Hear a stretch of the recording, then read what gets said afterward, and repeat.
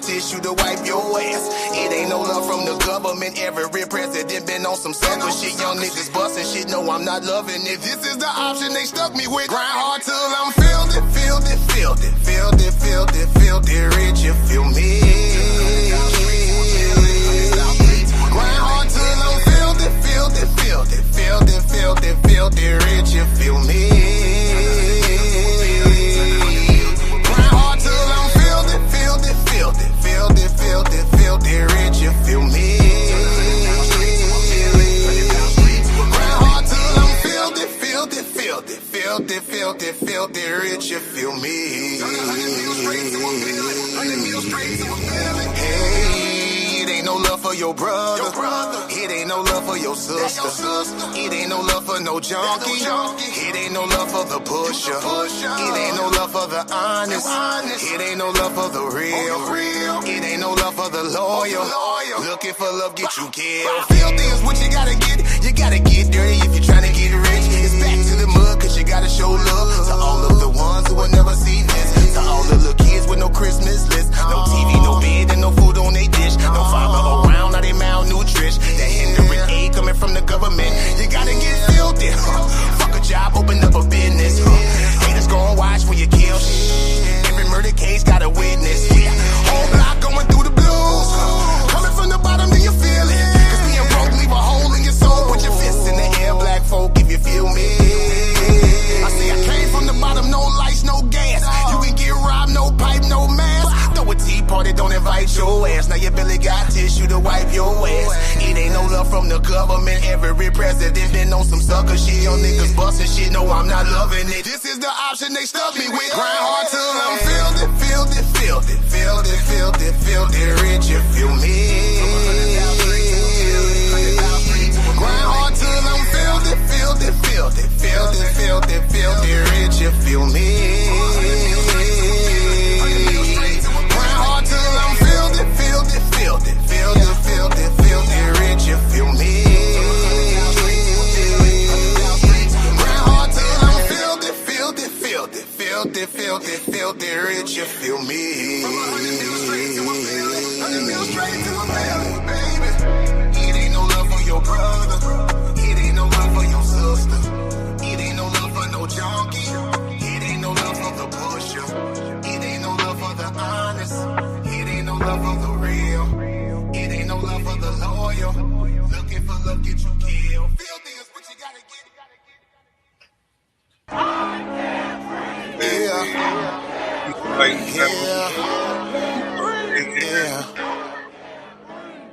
We are in here. We are in here. Shout out our new, aka Laurel Burns, in the building for episode 2 of Poli-Tricks.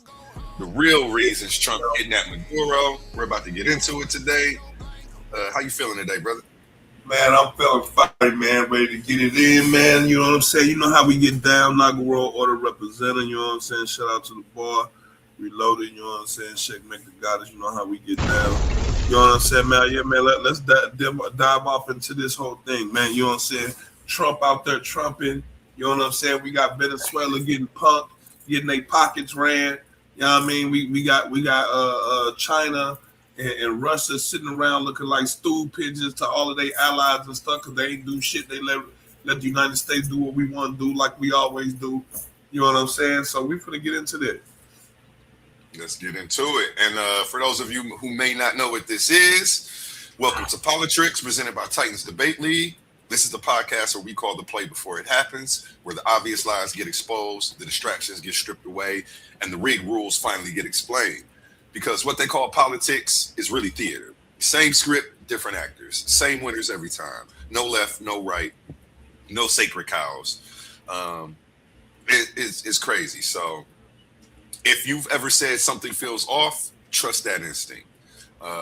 So if you're still watching, lock in, turn the volume up, and get ready to see the game the way it's actually played. And we're about to do this watch video. We got Sabby. Let me pull her up real quick. Bam. Everybody make sure you go over and give Sabby Sabs a subscribe. She's an independent journalist. I've seen her like on major networks like CNN and stuff like that too as well. So definitely check her out. And we're about to get right into it. The real reasons Trump kidnapped Maduro. Let's find out if she knows what she's talking about or not. I want you to ask yourself again this question: who wins? Who wins with this situation? Donald Trump kidnapped Nicolas Maduro and his wife in the dead of night. But this isn't new. Let's do a flashback first before we get into the details. And then we're going to break this down. We're going to look at the drug claim. We're going to look at the Venezuelan refugees, which that has been announced newly. We're going to look at Israel. We're going to look at the money, and we're going to look at the public response. Right now, I'm here to tell you, this is not good for Donald Trump. People are not happy despite what you think you're seeing on social media. But let's go back. Haven't we seen this before? Shout out to Gen X Girl. Like I said, she has been on it. We've been here before, haven't we? As president, I have no higher obligation than to safeguard the lives of American citizens. And that is why I directed our armed forces to protect the lives of American citizens in Panama and to bring General Noriega to justice in the United States. Good afternoon. Yesterday, I remember these. December the 13th, at around 8:30 p.m. Baghdad time, United States military forces captured Saddam Hussein alive. He was found near a farmhouse outside the city of Tikrit in a swift raid conducted without casualties. Wow. So I think what she's showing is Can you please just hear me out? No, all work management platforms are the same. They take forever to learn, and in the end, nobody uses them. Monday.com is the one you'll actually is somehow like shot. Like, how are you shot? Like the UN shot. Yeah, the entire world. Yeah, the entire world shocked. We're shocked at your fucking shockness, at the hypocrisy of you being fucking shocked. How are you shocked? The American people aren't shocked. We're not in shock. This sounds like textbook U.S. policy, foreign policy. Like, this is what they've been doing to the world. Like, what are you talking about? Just take it. Yeah, just lay on your belly, and loosen up and just take it. Let me make sure I drop this link for everybody in case anybody does want to come up. If you have a comment, question, want to sit on a panel here with us. They acting like this something new, man. Nah, man. The United States been giving y'all that old good old in and out without the reach around. Like the United States been giving y'all that business. Well, why you so hurt about it now? Facts. It's, and that'd be my whole thing. When I bring stuff like this up, people think it's like I'm trying to give Trump a get out of jail free card. And not at all. It's not that. I'm still gonna hold him accountable. Yeah, I'm trying to show these people all the times they didn't hold politicians accountable for this. Right. And how starting with Trump is almost hypocritical. And then it's definitely hypocritical because here's the thing. Trump didn't kill nobody. They killed Gaddafi. They drug fucking Saddam out and hung his ass on TV. You see what I'm saying? Like, they decimated, they leveled Libya, they leveled Iraq, they leveled Afghanistan. They didn't just level Venezuela like that. They did a lot of things that they did. They did a lot better than they done in other times. So it's just like it ain't like he killed the man. He bought the man in. He apprehended. I'm surprised that they was able to do that. Like I've never seen it done that way. Where he what are you talking about? You talking about what the United States did? Yeah, like he went and got his man and brought him back alive. Oh, yeah, like, that's because Oh, you talking about just going to bring him back alive? Okay, yeah. Bring him back alive. I agree with you on that one. Bringing him back alive is a new thing. You know what I'm saying? That's a new thing. Whack dude. That's definitely a new thing. So that's new, right? Trump, right? Trump the merciful. You're about to get in trouble for it. Let me go ahead and let this roll. Let's see what she's talking about. Unconfirmed. Yeah. Unconfirmed. No. Unconfirmed reports about Gaddafi being captured. And unconfirmed. Yes, we came, we saw, he died. Evil. You know what? Let me cut it short. I ain't gonna go that. Yeah. That's your girl. So Hillary Clinton. We've been here before. Same playbook. So I just want to show people that what she just said, we've been here before. This ain't nothing new. And you ain't never wanted, if you ain't never called for any other president to get locked up for the murder and invasion of a sovereign nation, for the murder of a sovereign leader and invasion of a sovereign nation, don't you start here. Don't do it now. Don't do it now. You know what I'm saying? We just getting started, baby. Let's go. Different reason every now and then. But Brian Berlatek, journalist focused on Eurasia, he warned people about this multiple times. He actually warned people about it on my show. Brian Berlatek said, like I said before, neocon sock puppet Trump and his neocon online administration even won the election or took office. Nothing was going to change no matter who was elected, and all the neocon wars would advance as usual. In fact, they accelerated. This should lay to rest any doubt regarding U.S. withdrawal from hegemony. These fantasies floating around out here, especially regarding Russia, Iran, and China, who the U.S. is already in the process of fighting either directly or by proxy, and whose dismemberment of Venezuela aims to further isolate and weaken. What Brian Berlatek revealed on this show was that the Brookings Institute had already explained years ago the foreign policy, the plan for foreign policy laid out over the next couple of years. And one of them was Venezuela. So what you see happening right now was already decided. When it comes to foreign policy, oftentimes this is the case. Now, let's go to what Donald Trump said about Venezuela and Maduro. Yeah, what was that? Getting land, oil rights, whatever we had. They took it away because we had a president that maybe wasn't watching. But they're not going to do that. We want it back. They took our oil rights. We had a lot of oil there. As you know, they threw our companies out, and we want it back.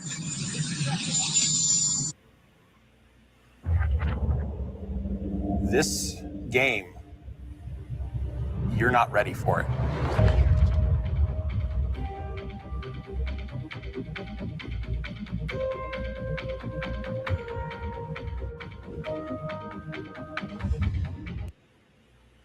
I don't know how many times Donald Trump has made the statement that we want the oil, and still people continue to fall for the okie doke.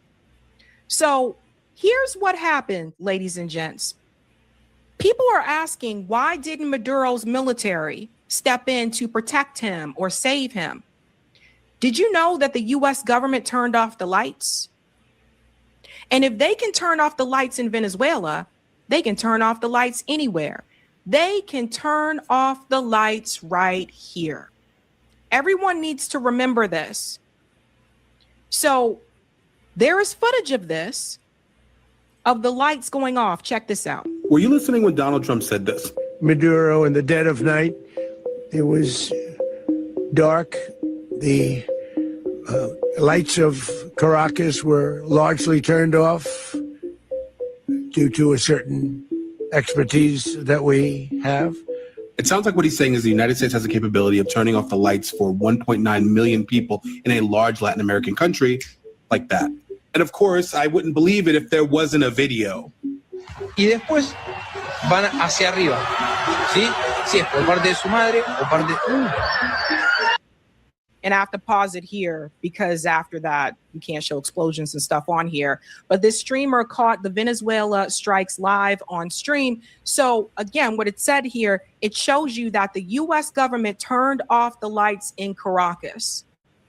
I think a lot of times people are underestimating the type of technology that we have in this country, military technology. If they can turn off the lights in Venezuela, they can turn off the lights anywhere, even here. So they turned off the lights. So for people asking why didn't Maduro's military come in and help him, complete blackout. Everything went out. Now imagine walking down the street and that happens, right?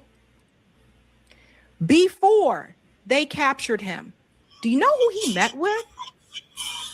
Maduro met with a Chinese special envoy. See, these are the things people need to see. This was his last public appearance. He was meeting with China.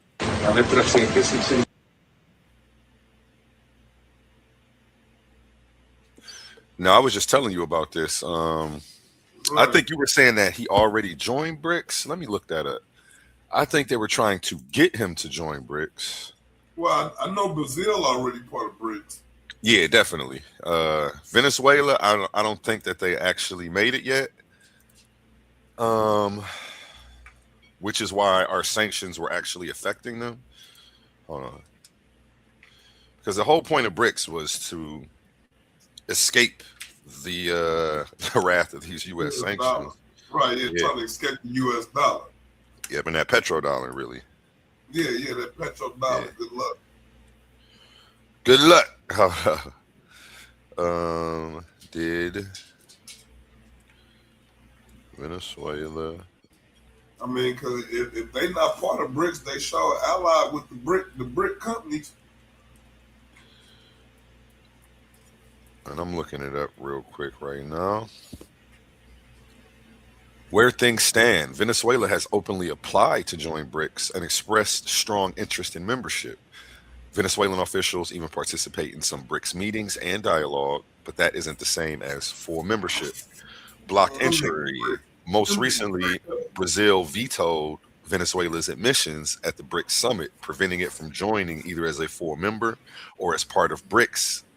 And at that time, Venezuelan leaders have condemned the veto, calling it hostile, while Russia and some other BRICS countries have supported Venezuela's bid. Why it hasn't happened yet? BRICS decisions require, let me share this screen as well, so that way you guys can get a bite of this. I hit the wrong button. Go back for y'all. Okay, here we go. Can y'all see that? Yes, you can. Okay. Let me get back into it. Why it hasn't happened yet? BRICS decisions require consensus among existing members, and Brazil's opposition was decisive in blocking Venezuela's ascension. I wonder why. Issues cited by Brazilian officials included doubts about Venezuela meeting membership criteria or prior commitments, personal local reports, though this is part of political pushback more than a formal rule explanation. What's next? Venezuela may have another chance in future expansion cycles. Discussions planned around 2025, but no official membership has been granted yet. In short, Venezuela hasn't joined BRICS as a member yet. Its entry was actively blocked at the latest summit through its pursuing inclusion and participates in some BRICS-related events. Okay, so just to keep it short, yeah, they're not part yet. And I say yet, they're definitely not going to be a part of it now. America got to them first, so we're going to go ahead and let this roll. Nuestro cariño y admiración. El cariño. China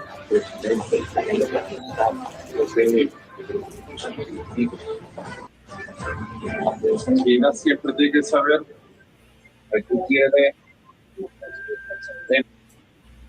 Today I'm going to make a beat. We're going to Output's new plugin co-producer play the beat. Now remember, Venezuela was interested in becoming a part of BRICS. BRICS is Brazil, Russia, India, China, and South Africa. And they're trying to build a multipolar world. And they have entertained this multiple times about moving away from the US dollar. They've entertained that as well. So I just found it interesting that the moment they decided to kidnap, and I say kidnap, not capture. Let's go to part 2, Eric. They decided to kidnap Maduro. It was right after he met with China. They kidnapped him. Let's show the pictures here. I want you to see the picture. So first of all, they blocked off his sight. They blocked off his sound. I don't even think that's legal. What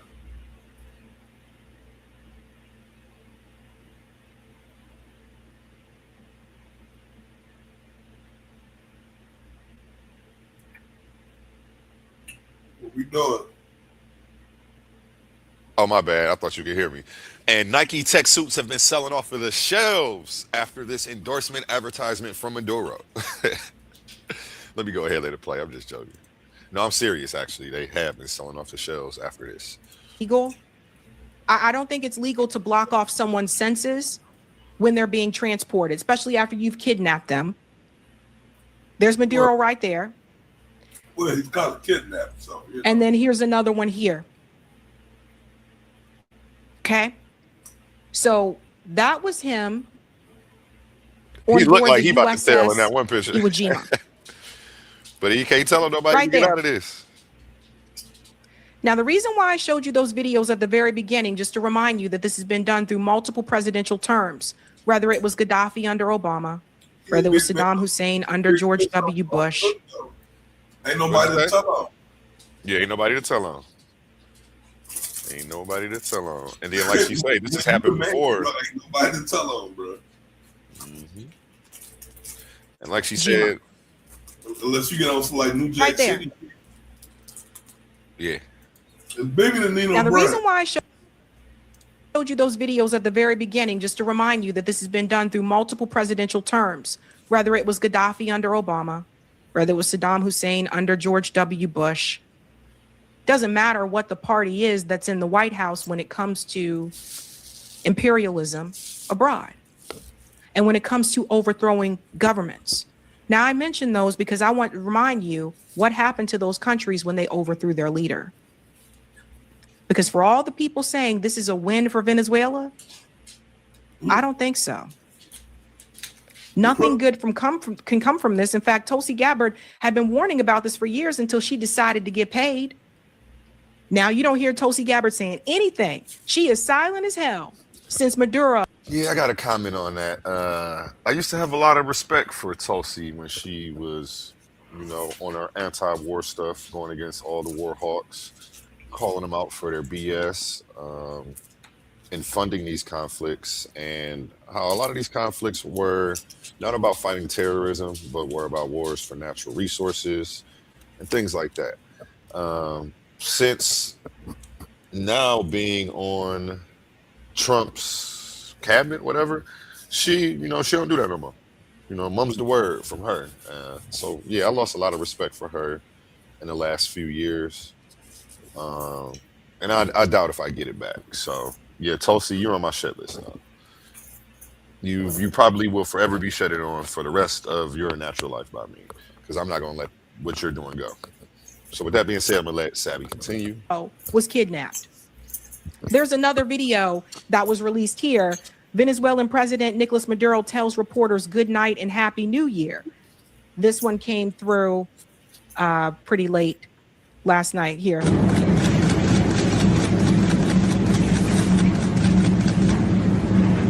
night. Good night. Happy New Year. Now, people saw this and they said, well, he doesn't look upset or anything like that. And I said, well, you know, there could be some type of deal that they try to make. But at the end of the day, remember, Nicolas Maduro, before he was captured, he said that he was willing to talk, to sit down and talk. But Trump was like, nah, we're going to go in gangster style. And notice, just like that, people stopped talking about the Epstein files. Just like that. And what's scary about this is Donald Trump is saying we can do this everywhere. No one can stop us. His words, not mine. But we can't take a chance after having done this incredible thing last night of letting somebody else take over, where we have to do it again. We can do it again, too. Nobody can stop us. There's nobody that has the capability that we have. You know, when I watch that war in Russia going on and on and on and everybody dying, it's like, it's primitive. It's primitive. It's horrible. So there is the president of the United States. He ain't lying. He is not lying, nigga. All them bodies on the battlefield. That's primitive. Like with the technology we got, primitive. Excess deaths, primitive. What Israel's doing, primitive. Primitive. It's primitive and it's psychopathic. It's just so many. There's so many adjectives that we can subscribe to that, like the debauchery. It's demonic. At this point, like, you can't call it nothing else but demonic. At the level of technology that we have as humans, we ought to be fighting wars over Call of Duty games. Wars should be fought over chess games. Countries should not be fighting actual combat anymore. Combat should be like relics of the past. You know, like you can't talk all this high spiritual ethics bullshit, you know, and you're still willing to butcher each other on the battlefield, spill human blood. Ape ain't supposed to kill ape, man. I don't get it. Hey, well said. You know, exactly the way you put it is exactly how I would have. I don't know. Why don't they just rock, paper, scissors it out, man? Something. Yeah. We don't necessarily need bloodshed. We don't necessarily need carnage. Like Native Americans used to fight wars with basketball games. Like you don't think we can come up with a more creative way to handle our country's differences besides blowing each other up, besides putting gunpowder behind rocks and shooting each other with rocks? I mean, like, we're pretty much like technological apes. We're still throwing rocks and sticks at each other. Instead, they just got explosive heads on the front of them, right? And hollow tips. That's all. You know, it's still the same thing. It's still just a bunch of apes picking up rocks and sticks, chugging them at each other. You know, and it's like, are we going to evolve past that, or is this just going to be the standard for all humanity? You do realize that's what a gun is you throwing a rock. Mm-hmm. That's really what it is. It's a piece of alloy metal encased in some explosive powder. When logic and reasoning fails to get your point across, right? Okay, let me go ahead. Let's just continue. That's funny, though. You're right. We still throwing rocks and sticks at each other. We're still throwing rocks and sticks at each other. A gun, slingshot, same thing. Yeah, all the same thing. Let's get it. Saying we can do this anywhere and no one can stop us. By the way, Donald Trump has already announced we're going to look at Cuba. There's something that these countries also have in common. We'll get into that as well. But let's start with the drug claim. You said the drug claim. What did you say? You said pause it? Oh, no. She said it was something that they all got in common. And I was like, yeah, revolution. Hold on, let me go back. That's where all of the freedom fighters and refugees retired to. That's where Sada Shakur was. You know, so like, you know, them wanting to go up into Cuba and shit. Nigga, that was supposed to be like last refuge of like resistance, bro. Like it's over, bro. Let's get it. There's something that these countries also have in common. We'll get into that as well. But let's start with the drug claim. The drug claim. Donald Trump and his minions said that Nicolas Maduro, that they were trafficking fentanyl. Fentanyl is not even produced in Venezuela. But you don't have to believe me. Just look at what Wallace says. Drug traffickers in South America do not produce or traffic fentanyl. Let's go on here. It says, especially in Northwest, 3,000 miles from Venezuela, as the only significant source of illicit fentanyl and fentanyl analogs, significantly affecting the United States during the preceding calendar year.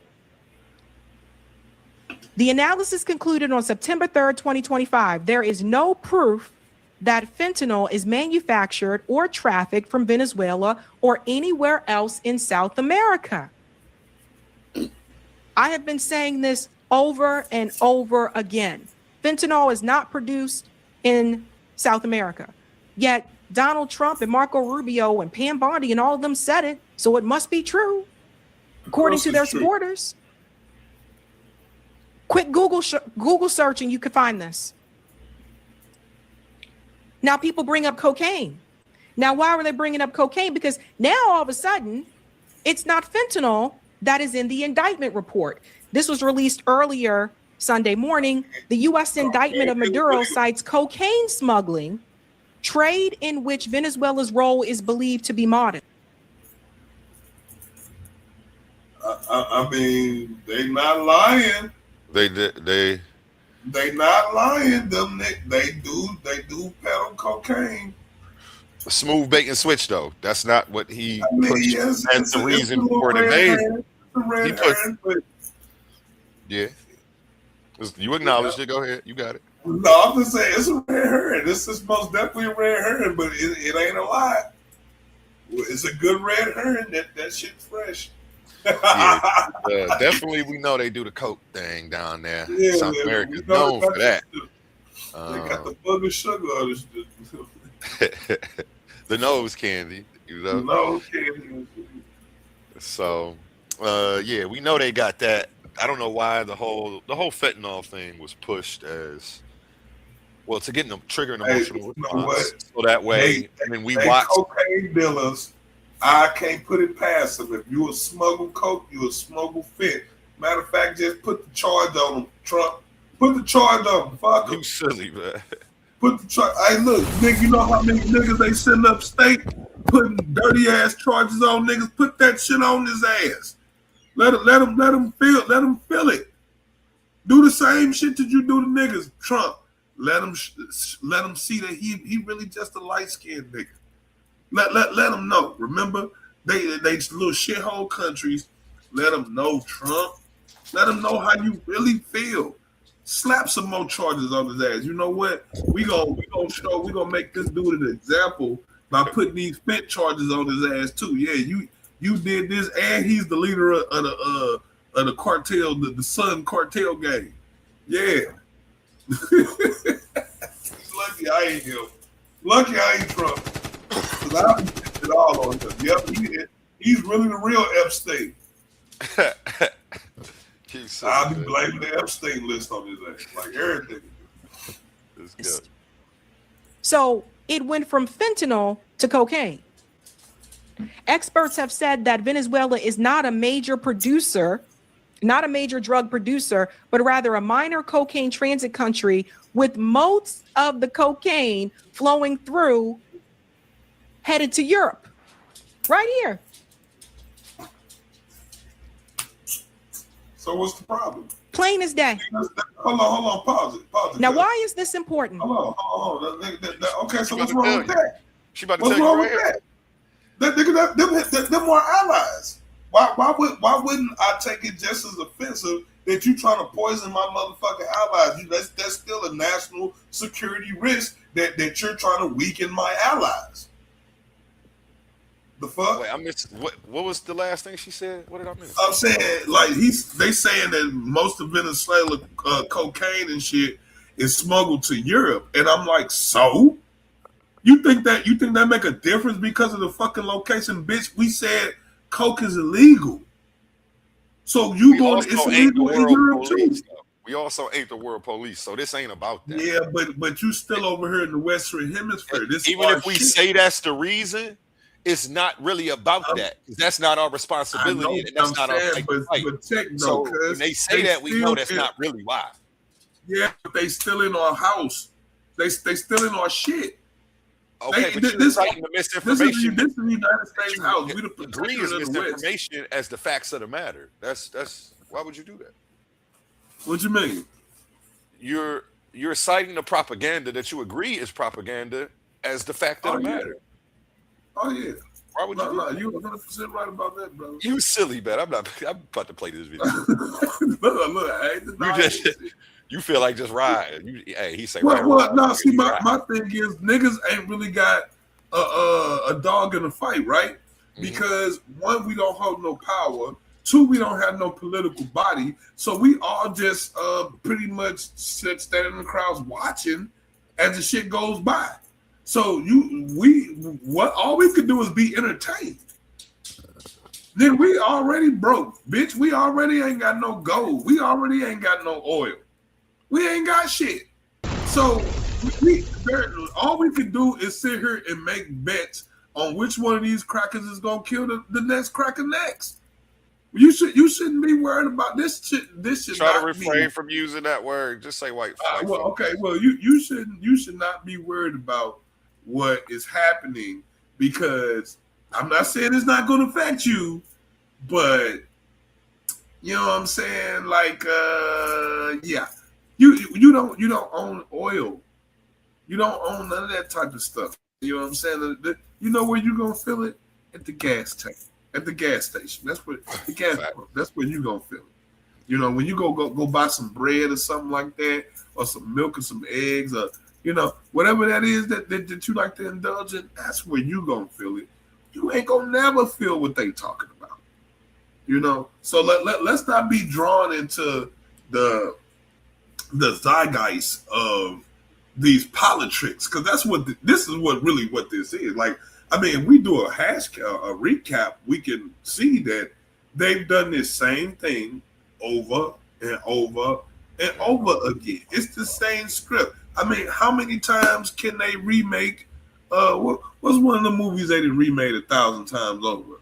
I told you this one was different though, because they didn't kill Maduro. They actually brought him in alive, so this was different. Yeah. They tweaked it a little bit. Killed Gaddafi. Bush killed Saddam. They hung Saddam. They blew. I think they blew Osama. They blew him to smithereens and then buried his body in the ocean. Also some extra weird protocols. You buried Buddy's body in the ocean where can't nobody get it. Yeah, that's why. Like, that's almost like you want to cover up if he was actually a real person or not.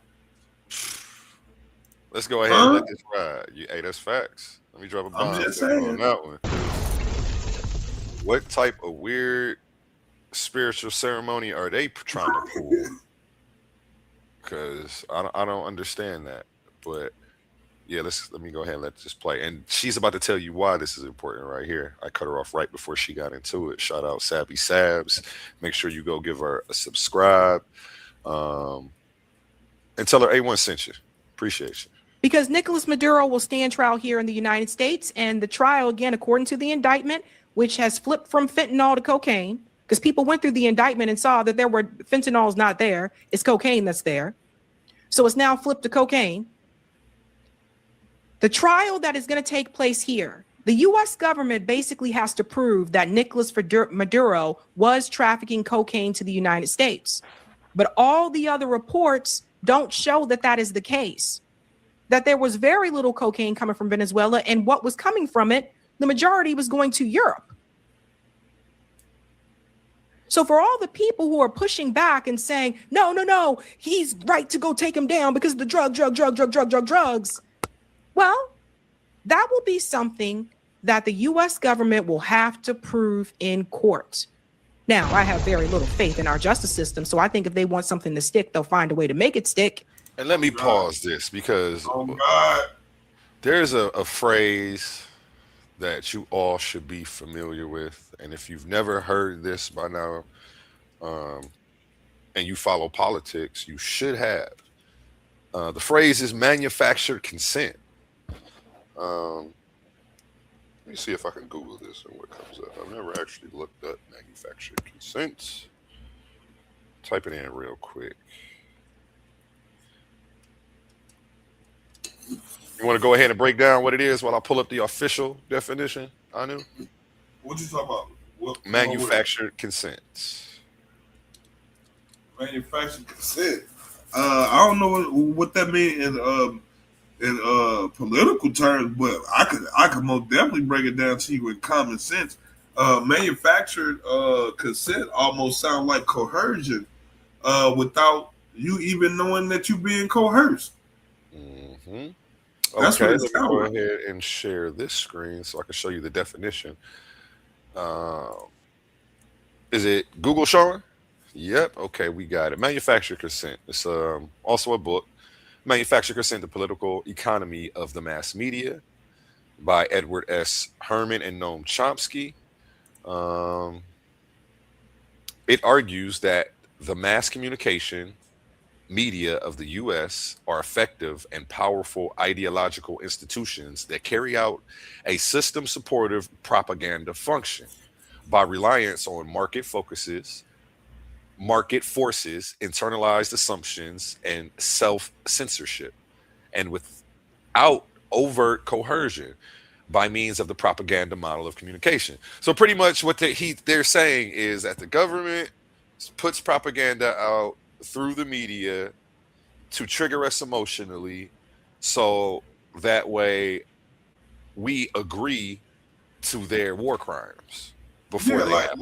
like having people cheering in the streets when you know in fact the people that's cheering in the streets are paid actors. Mm-hmm.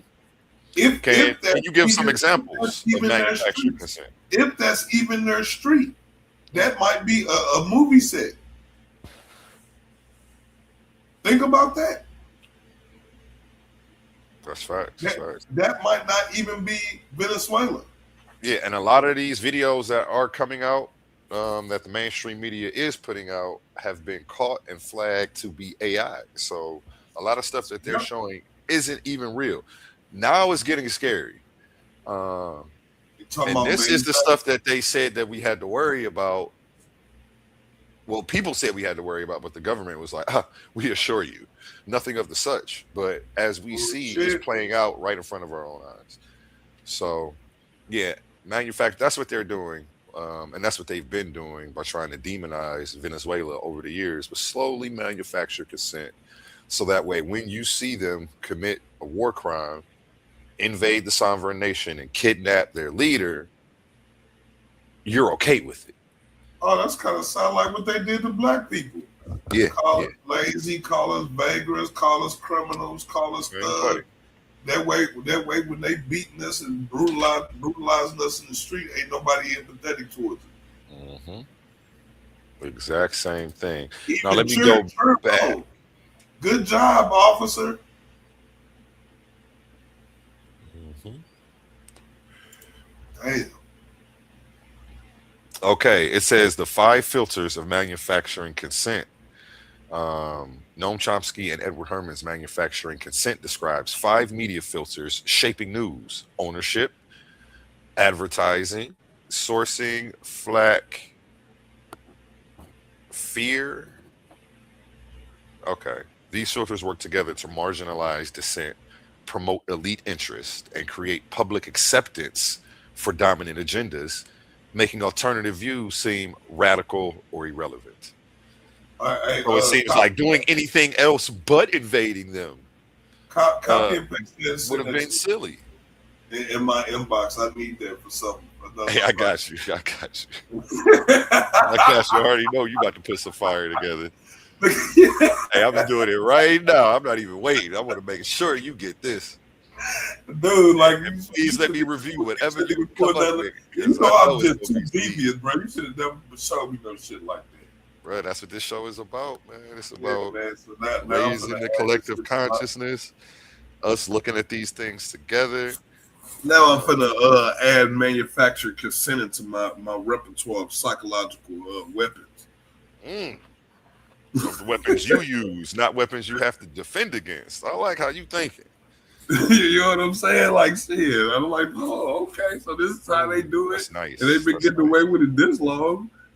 You know, so they must got the game and gone with it if they can sit here and, you know.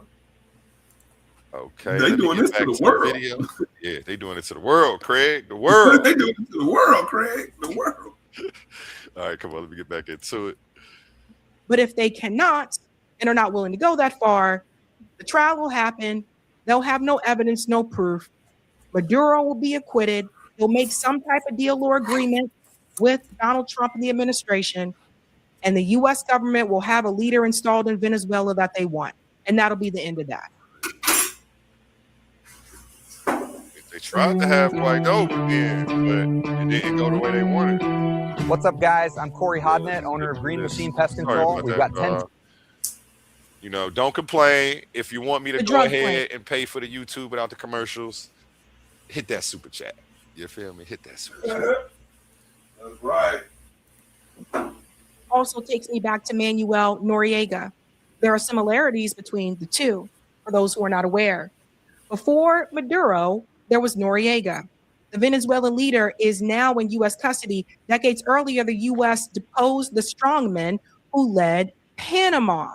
Let's get into just a little bit of this here. I'm going to make this larger for the people in the back, as usuals. Let's get into Manuel Noriega here just to show you a little bit. Oh, let me pause this. Nisha says they buried him at sea to prevent his grave from becoming a shrine or a rallying point for his followers. That's deep. The lengths they'll go to keep him from becoming a martyr, which he probably still already is. I know, and that's what I was going to say. That's convenient. That's convenient to say that, right? I think it's more like it's an intelligence agent that got compromised. He got burnt, and the only way to allow him to go back to work and do what he does is by killing off his persona.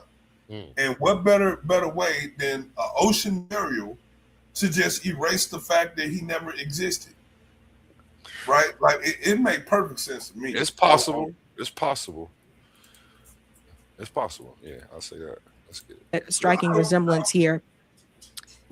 That episode holds some striking parallels to the capture of Nicolas Maduro of Venezuela on Saturday, to the capture of Manuel Noriega, with some major differences. George H.W. Bush sent U.S. troops into Panama with the goal of capturing Noriega, who had been the country's military dictator for about 6 years. Noriega went into hiding in the Vatican's embassy in Panama City, where he was eventually captured, taken to the U.S., tried, and imprisoned. Noriega, like Maduro, had been indicted on federal drug trafficking charges. He was accused by the U.S. officials at the time of taking millions of dollars in bribes from drug traffickers and turning Panama into a capital of international cocaine smuggling. Months before both leaders were captured, the U.S. built up its military presence around their countries. Sound familiar? In Panama, President Bush sent nearly 2,000 soldiers and Marines to reinforce the 10,300 service members already there. The troops also began conducting military exercises, but many saw it as an attempt to overthrow Noriega. As part of the pressure campaign on Venezuela, Trump has been building up forces in the Caribbean for months and authorizing strikes on boats that the administration have said are run by drug traffickers. Now, what is interesting about Noriega, the two Latin American leaders, however, had very different responses to U.S. pressure campaigns. So again, Noriega, as we said, He went into hiding. He fled with his mistress in an unmarked Hyundai and went into hiding, briefly emerging at a Dairy Queen before taking refuge at the embassy of Holy See. He was captured after a standoff that went on for days with the U.S. troops. They used, and this is important, they used speakers to blast heavy metal from bands like Black Sabbath and Guns N' Roses until he surrendered. Torture. So that's this type of psychological torture. Noriega, remember, he was basically useful to the U.S. government until he wasn't. Noriega was one of the ones that went to the School of Americas. Let me check that real quick. Just make sure I got the name right. I believe it's the School of Americas. He owe me 100 favors. Yeah, the School of Americas. So what was interesting about this school, this is the school which says he went to the School of Americas for training. At the school, Noriega participated in courses on infantry operations, counterintelligence, intelligence, and jungle warfare. He also took a course in psychological operations at Fort Bragg, North Carolina. So Noriega was useful to the U.S. until he wasn't. This is something people need to remember. Also, don't forget that the School of Americas was one that was caught up in several abuses. Remember they talked about before how they were abusing people at the School of Americas? And a lot of people point to it as a CIA front. So these are things that people need to understand. So I thought it's important to show that, and this part here where Mr. Trump said in an interview on Fox that Mr. Maduro wanted to negotiate in the final days before U.S. forces, I'm going to say, kidnapped him, and Trump rejected it. I didn't want to negotiate. I said, nope, we got to do it. So just a reminder there, folks. Like I said, we have been here before. And so now Rodriguez is now installed basically as the president, at least for now. She's the leader in charge in Venezuela. And I want you to hear what she says here again. She was the vice president, Delcy Rodriguez. She's been sworn in as the president. Listen to what she said. A vice president who has just been sworn in as the president of Venezuela. Let's listen in to this media conference. This means and what our energy resources mean. So this National Defense Council is hereby activated, commissioned, and we are awaiting the constitutional chamber of the Supreme Court. Over the next hours, we will hear what the verdict is. We will wait to see what happens with the Supreme Leader, President Maduro, and all of this is going to be discussed as of this point in time for our Venezuela, our people. Here we have a clear government, and I repeat once and again, based on the words of the president, the worst state to live in right now is Ohio, and nobody's talking about it. I've spent 30 years in the insurance industry. I reflect them right here. We are willing to respect under the framework of international law and the rules of the Bolivarian Republic of Venezuela. It's the only thing that will be acceptable for us for any engagement and relationship after there has been an assault and aggressive attacks militarily on our nation and capital and the nation of our father, the liberator, Simon Bolivar. We will find our path forward in peace and tranquility. Those who have resorted to the use of force, those who must resort to international legality, don't have reason on their side. We have reason on our side, and we have the moral empowerment to be able to defend peacefully and tranquility for the future of the people, the right to peace for the Venezuelan people, and the right to a social happiness that we continue galloping forward with our liberator. And again, it goes back to exactly what I was saying. She's trying to claim that they had the moral responsibility to break international law and do what they were doing. This is manufacturing consent 101 in your face. Can you hear me? She's saying they got a moral responsibility to defend Venezuela from imperialism is what she said. Oh, okay. I missed the part then. I'm gonna go ahead and let it ride. I thought she was saying after that. Okay, my bad. Appreciate you. Together, we're going to continue. I'm gonna let this ride for like 2 minutes. I gotta let my dog out real quick. To gallop forward in this campaign. We will continue galloping forward. Yeah, the translator is not the best, okay? But long story short, what Rodriguez is saying there is that they're not just gonna fold over to the United States government. It's basically, what she is saying. Now, let's go on a little bit more here. Let's get into the Maria issue.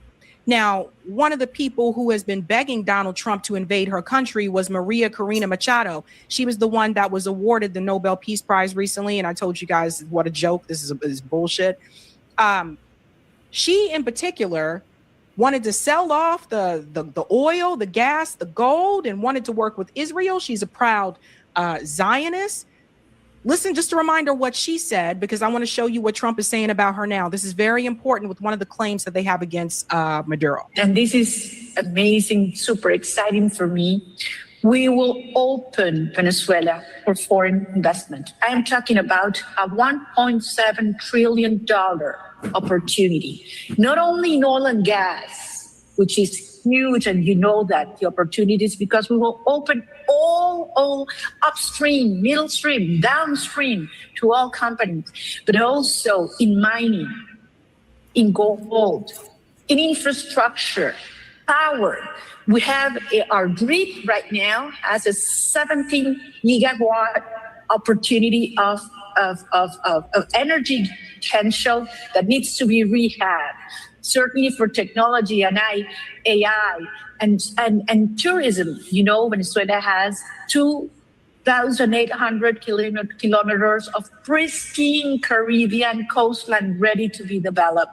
So this is going to be huge. We will bring rule of law. We will open markets. We will have security for foreign investment and a transparent, massive privatization program that is waiting for you. So that's Maria there, and that's really interesting because you're going to see what Trump is saying about her now. Scary. I think she really thought that she was going to be brought into power. Now you have to remember, Maria, her candidate was Edmundo Gonzalez, who ran against Maduro in the most recent election. He is the one that Maria and others have said was the truthful winner, and that Maduro stole it, etc. That's important. It's important that you hold on to that the election was stolen, that's the claim, and that Maduro is not the rightful president for that country, that it was supposed to be Edmundo Gonzalez. The reason why I say it's important for you to hold on to that is because of what Donald Trump said here recently when he was asked about her after he kidnapped Maduro. He was questioned about Maria being the leader in the country, since again, she was along with Edmundo, and they said that Maduro stole the election. Listen to this response. Aware of the location of opposition leader Machado, and have you been in contact with her? No, we haven't. No, we haven't. Mr. President,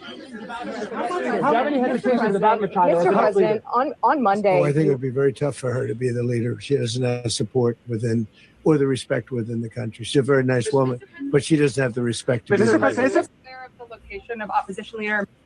That part is important, because if Maria and her candidate Edmundo Gonzalez, if they were the ones that the people actually wanted, if they were the ones that truthfully won, why does she not have the popularity?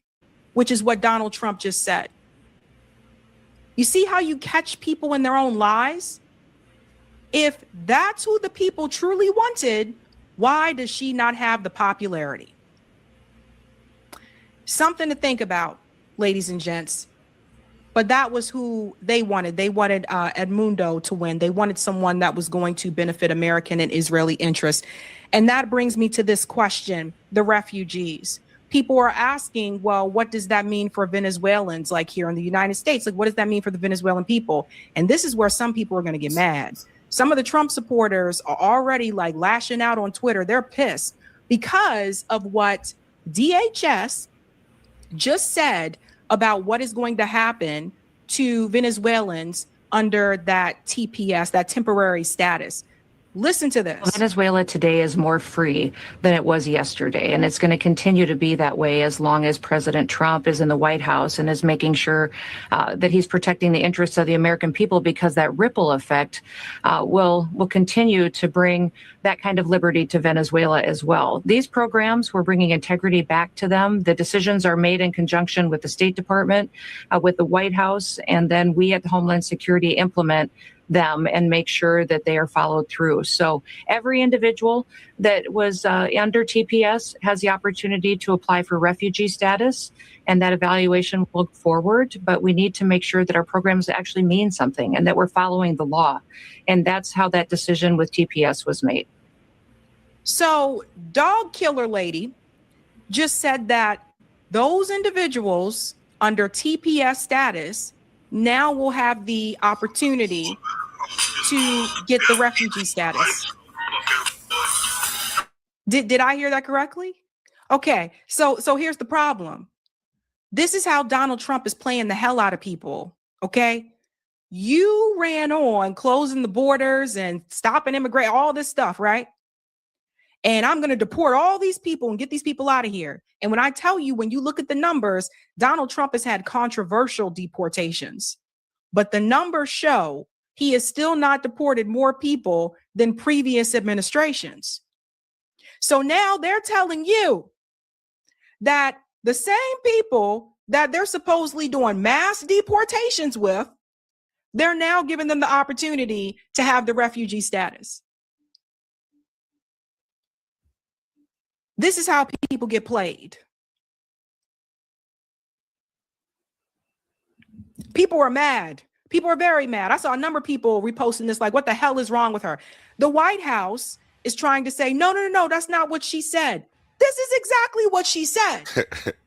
Right out of her mouth. So I always say you can't manage what you can't see. Monday.com shows you the full picture like that. Too soon?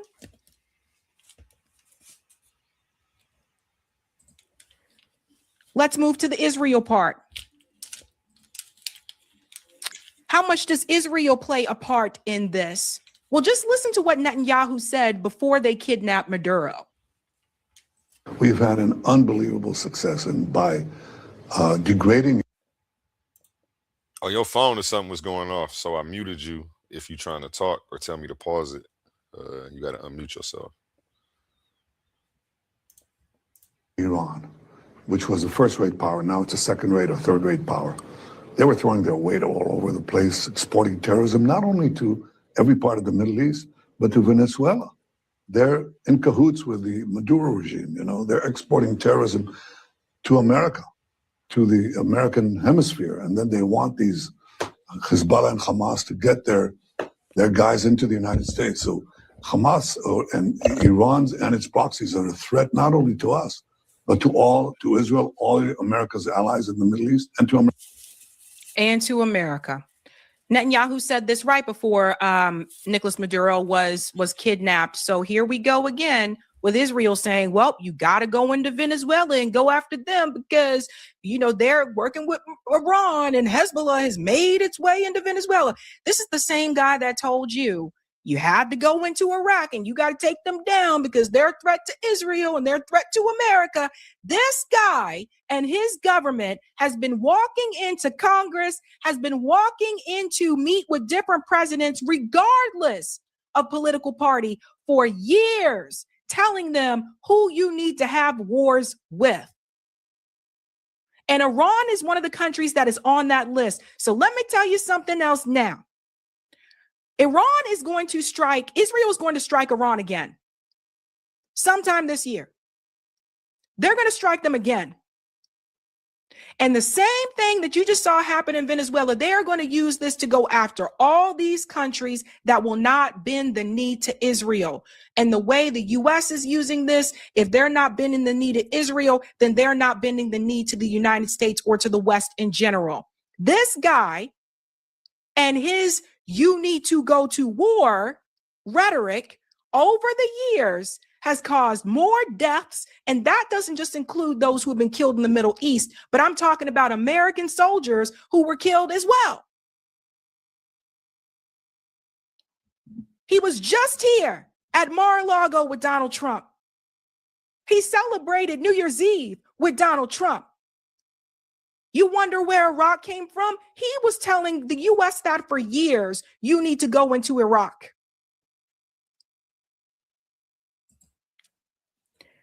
So when people say, well, everything can't be because of Israel and listen to this. Listen to this. They're putting it out there in the open. One thing I will say about the Trump administration is they're not covert, they're overt. So it's all out there. You have no excuse to say, well, I don't know about that. Said it right here. Listen to what the Fox News pundit says. Venezuela has become a hotbed for every adversary of the United States to operate in the Western Hemisphere. Hezbollah has operations. The terrorist group Hezbollah, based in Lebanon, has operations that have been widely reported to be based in Venezuela. Iran is operating in Venezuela. Russia, China. It has become sort of the satellite state for the countries who we consider our adversaries and who are bent on trying to do everything they can to destabilize and undermine the West. So Venezuela has become all for Israel. All for Israel. Again, they're putting it out there in the open. Oh, we have another one here, of course, from the U.S. ambassador to Israel, Mike Huckabee himself, puts it out in the open. America. It is not just a threat in the Western Hemisphere. It is a threat to the Middle East. So for the president to go after Venezuela not only deals with narco-terrorism and the many deaths of Americans who are killed by the poison of drugs, it is going to make life for those of us living in the Middle East much better, much safer. And I have to stop it there because we can't show like explosions and stuff. But there's Mike Huckabee letting you know right there, this is going to be so much better for Israel.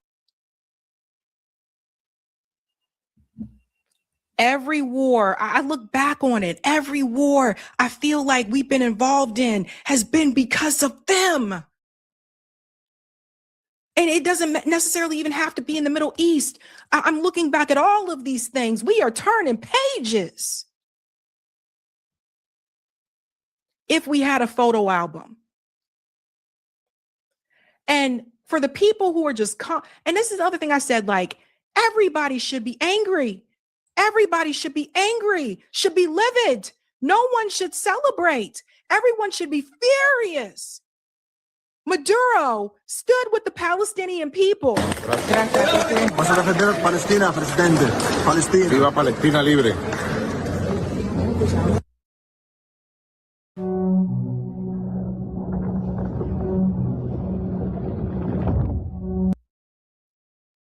These are the people they go after. They go after the ones that are pro-Gaza, pro-Palestine, the ones who are not willing to bend the knee to Israel in their Zionist genocidal regime.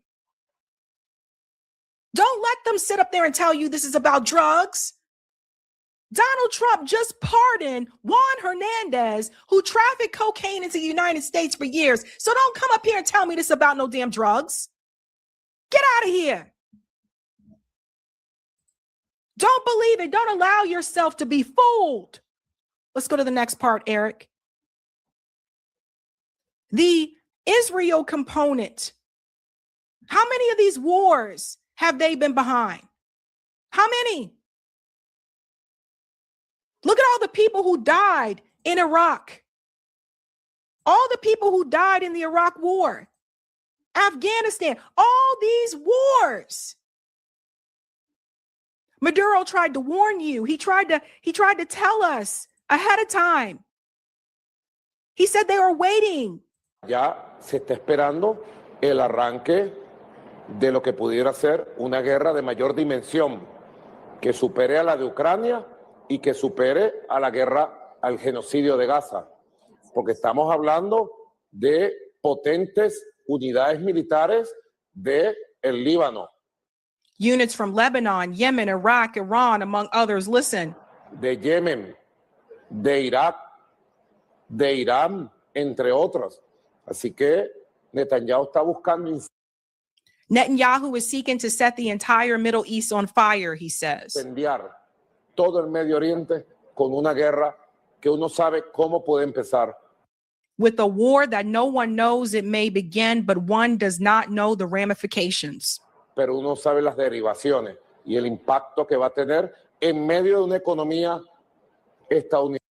In the midst of a U.S. and Western economy in recession. Occidental en recesión, en medio de una crisis económica de lo que fueron los factores principales de la economía mundial. Economic crisis were the main drivers of the world economy for decades. Durante décadas. Esa es la verdad. Por eso tenemos que defender. He goes on to say we have to defend Venezuela's independence. La independencia de Venezuela, la paz de Venezuela, nuestro proyecto nacionalista bolivariano propio. Por eso tenemos que defender que Venezuela no caiga en las manos del sionismo. He said we have to defend Venezuela from falling to the hands of Zionism.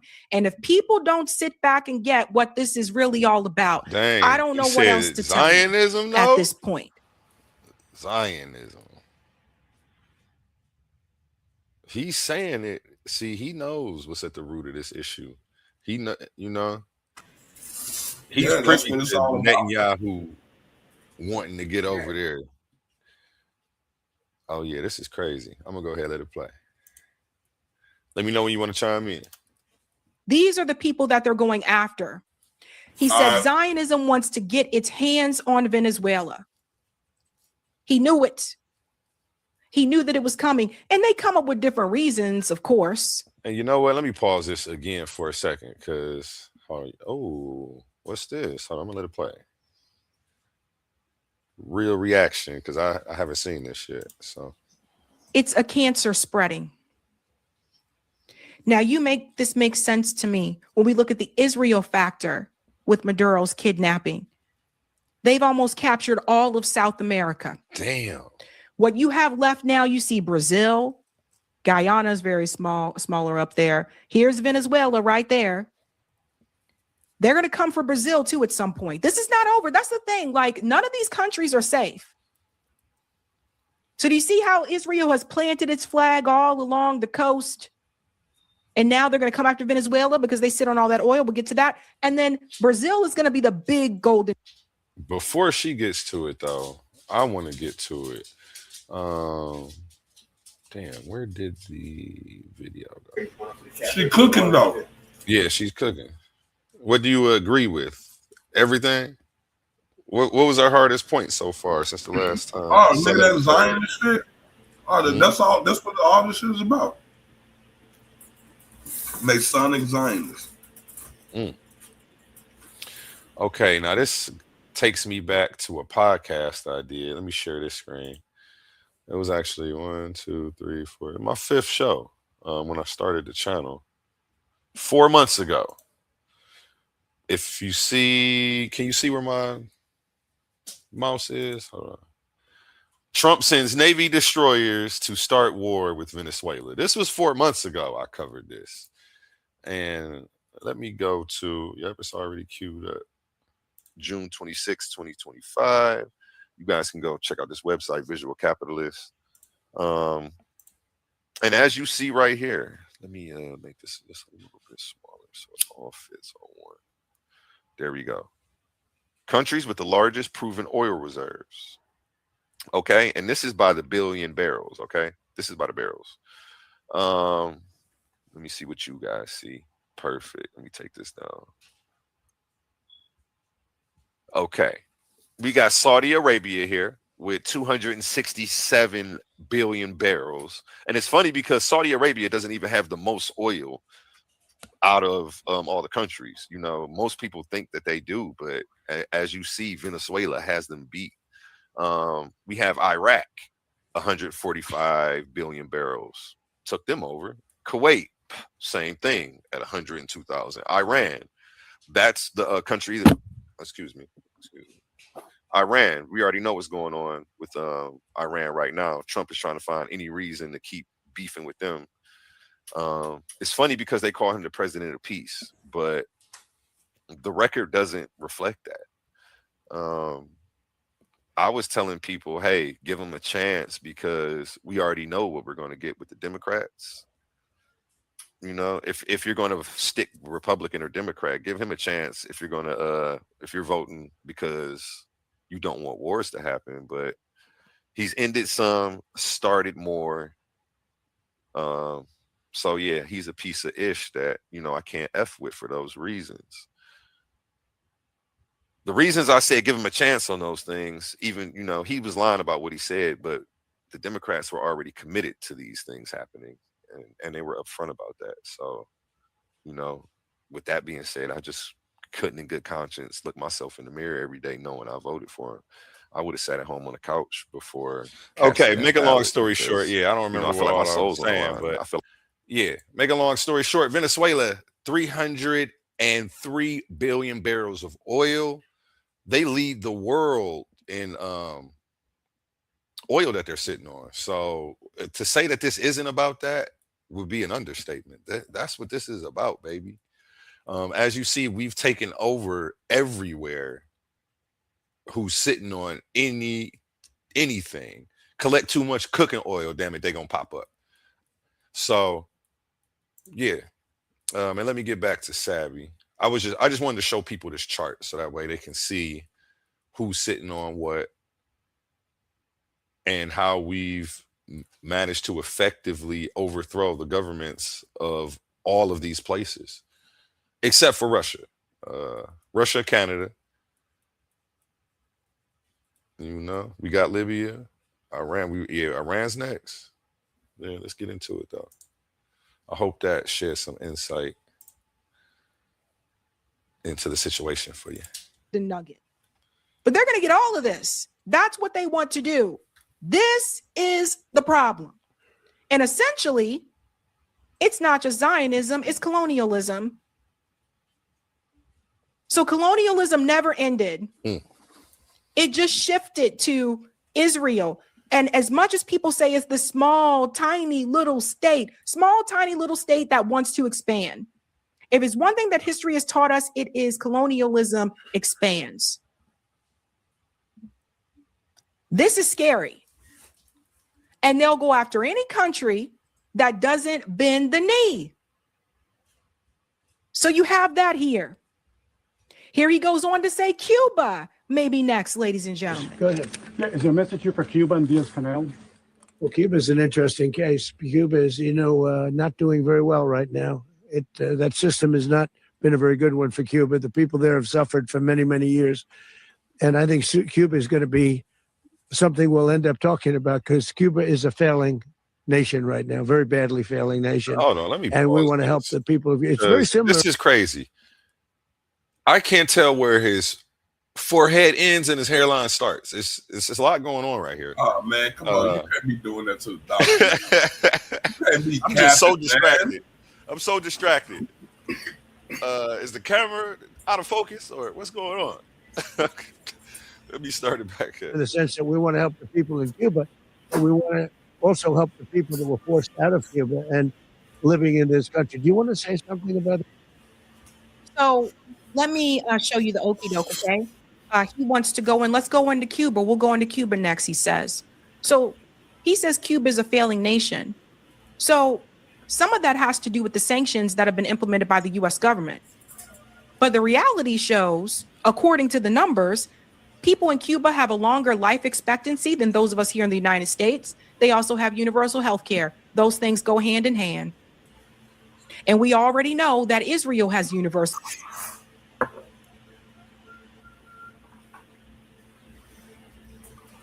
Wow. Oh, I'm muted. I was going to say the same thing about Venezuela that she just said about Cuba. People who are using the conditions of the Venezuelan people right now to try to say that Maduro's an unfit ruler need to understand how long they've been under sanctions and how those sanctions have crippled the economy of the people there.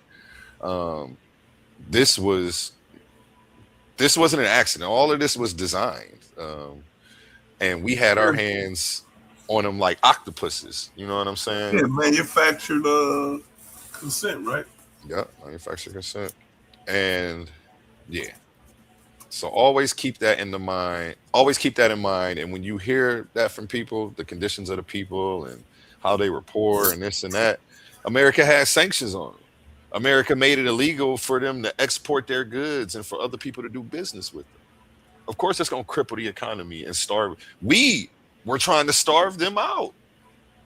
Then they turned around and blamed it on him for not just bending the knee. Hey, just bend the knee, and then your people won't have to go through these sanctions. Yeah, man, that's right. Then they turn around and blame him for the conditions of the people. When it's just again, the game is rigged. All he had to do was bend the knee, brother. Yeah, I mean the game is rigged, and we're here to show you how they lie straight to your face every day. And a lot of this stuff you look right past. And if you stopped and just did some critical thinking, you'd have a totally different outlook on this stuff. So healthcare. So don't you find it strange that our politicians would care so much about the people in Cuba and the people in Venezuela when they don't even care about you? They don't care about you having health care. They don't care about you being able to actually have real liberation. How you got liberation if you can't even quit your job because you won't have health insurance? Right.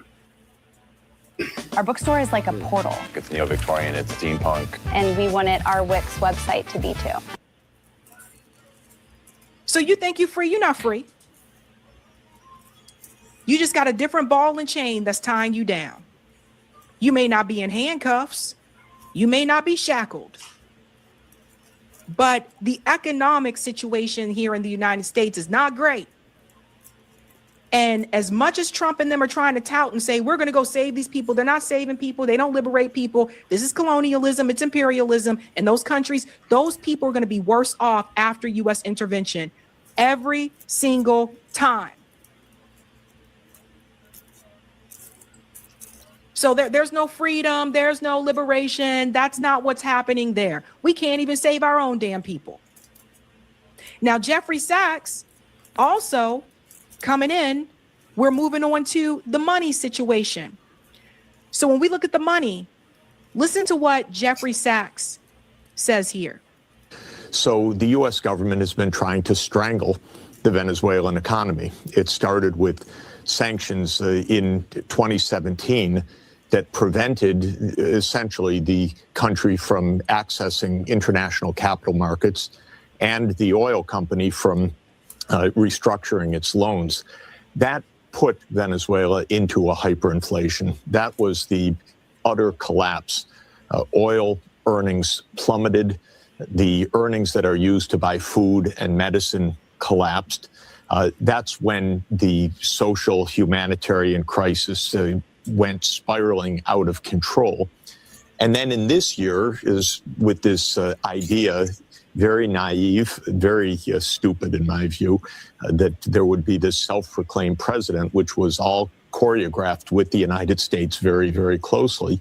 Another round of even tighter sanctions, essentially confiscating the earnings and the assets of the Venezuelan government took place. Now Venezuela's in complete, utter catastrophe. A lot of it brought on by the United States deliberately, creating massive suffering. We know. Oh, see, and again, this is a watch video. I haven't seen this, but I already knew what's been going on, and I haven't even been keeping up with politics really in the last 4 months. So it's the same playbook. But I've been watching this Venezuela issue over the last 8 years. I ain't the smartest person in the world, but it almost sounds like he's complaining about the rules. I mean, yeah, that's what America does. Like, I don't understand, like, what people, like, they've been doing this same shit since, like, forever. They did the same thing. Yeah, they did To it. us. They did it to us. But That's why. But that's why we're not supposed to be siding with it. Look, we had our own civilization. We had our own settlements and stuff here. Like we had our own stuff. We had our own trade routes, our own allies. They did the same thing to us. Exactly. They did the same thing to us. Like this reason why the story sounds so familiar. The question is, after you say that, is why, are you going to support it happening to other people? Yes, man, because misery loves company. Yes. Misery loves company, brother.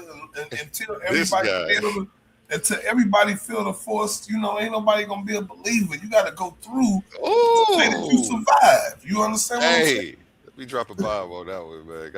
I ain't know where you was going with it. You lost me for a second, then you brought me back. Until everybody feel it, they won't be able to understand. That's what he just said. Damn. Yeah, man. As a Virgo, I feel that one.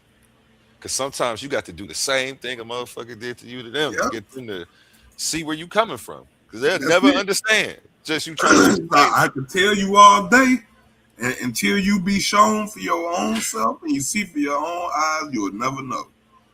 You just been told. You don't know shit.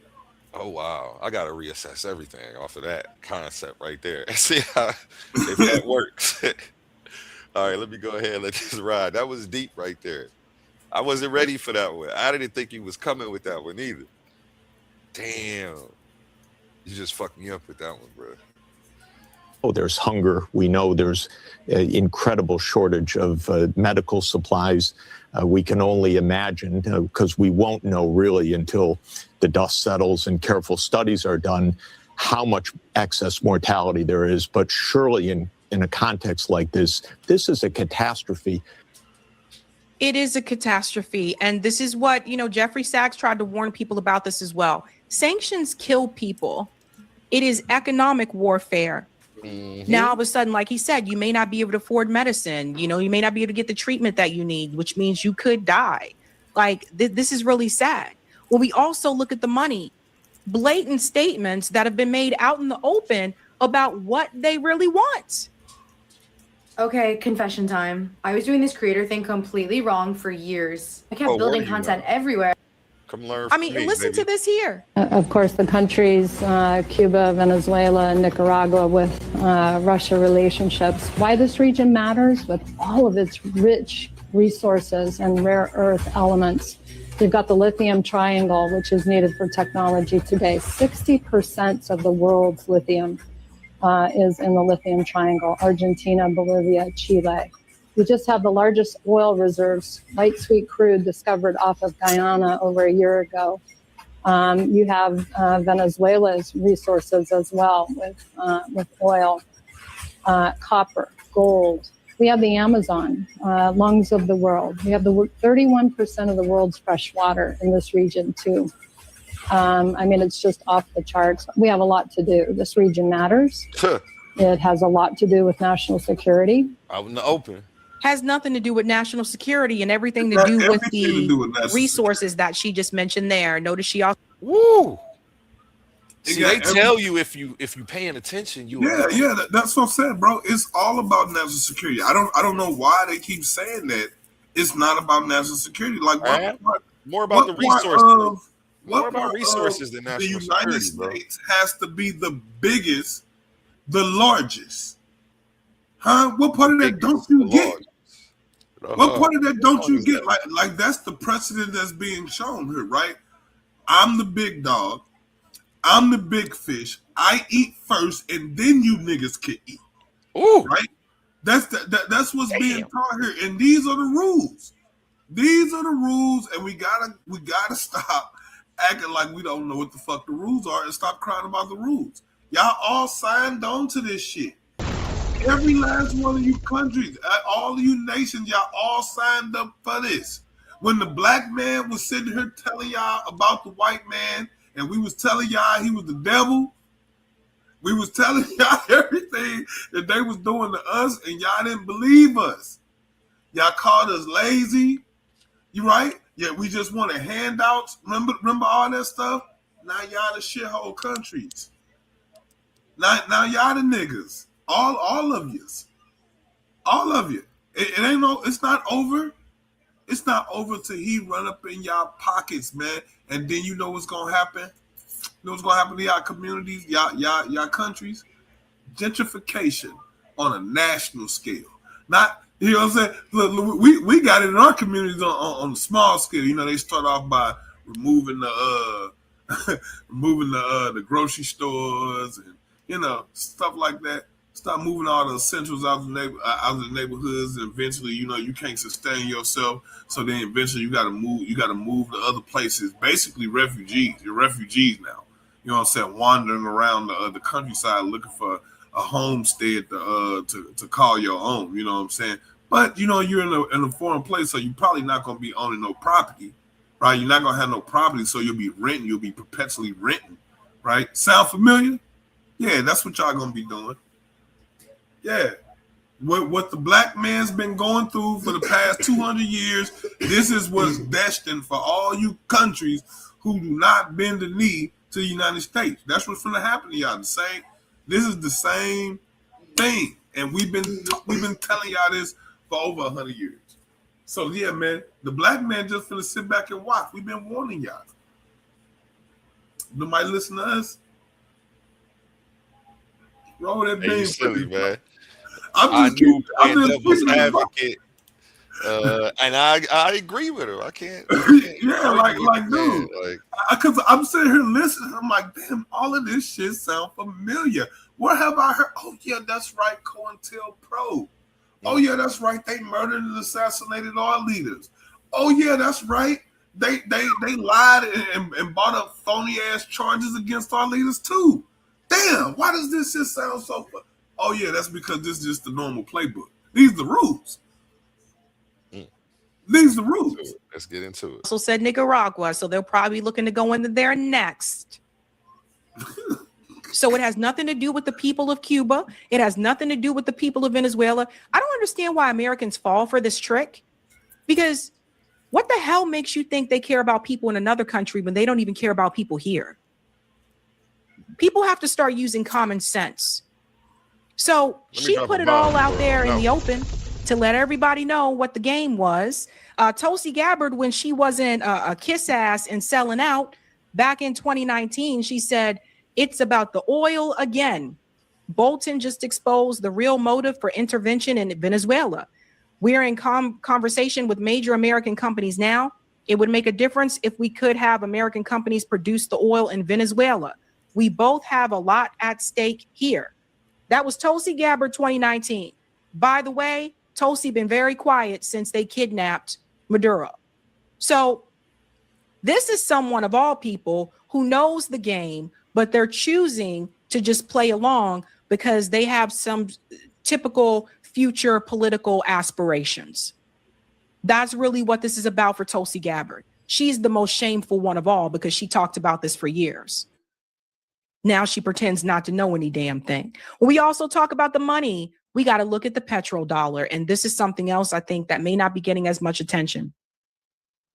The real reason the U.S. is invading Venezuela goes back to a deal Henry Kissinger made with Saudi Arabia.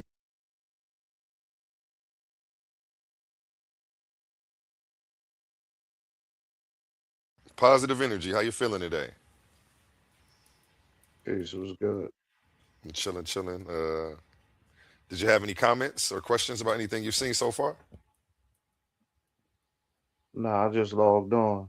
So I'm just logging on. Big bet. I'll let it ride. In 1974, I'm going to show you that video. And then we're going to go back to the comments that he have here about the petrodollar. Just you, building your app on base 44. Here we go here. The petrodollar is actually a device invented by Kissinger and Nixon. U.S. President Richard Nixon sent his Secretary of State and National Security Advisor, Henry Kissinger, to Saudi Arabia for a secret meeting. That meeting took place on a battleship called the USS Quincy, and very few records were kept of that meeting.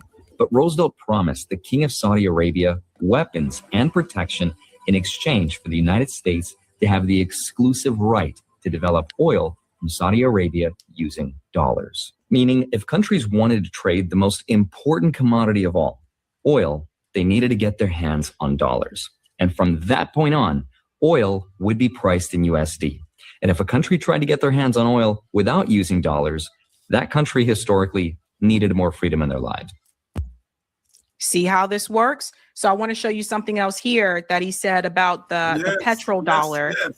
Hey, that was funny at the end. That was slick at the end. He said if you wanted to buy oil without US dollars, rules. You needed some freedom in your life, bro.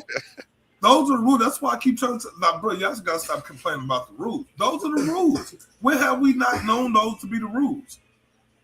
And since the only thing that gives this fiat currency any value is its perceived value, you know, keeping it in high demand and in heavy rotation through means of the petrodollar is what kept US on top. Oh, you think that's what it was? No, it wasn't, bro. It was break it down. It was them bombs and them bullets. Oh well, yeah, of course. Bombs and bullets is the lifeblood of the USD.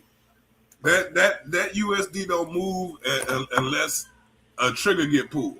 You got to understand they in the bodies and bags, bodies and bags. Nigga, they either chasing the bag or they chasing the body. They trying to put the body in the bag and the body is all go together. You understand what I'm saying? Like these are the rules of engagement. If you're gonna mess with these people, just understand you get to messing with their money. This is what's gonna happen, right? So keep playing with these people's money. See what happened to Gaddafi? All he was trying to do was back up the African money with the resources in the ground. That's all he was trying to do. They beat that man to death. Beat him to death. Nisha says it was the wars and everything surrounding it. Absolutely. That's facts. That's facts. Yep, you're right on. She said you're right on point, buddy. All right, let's keep it rolling. If we just go back up to the top part, right about here.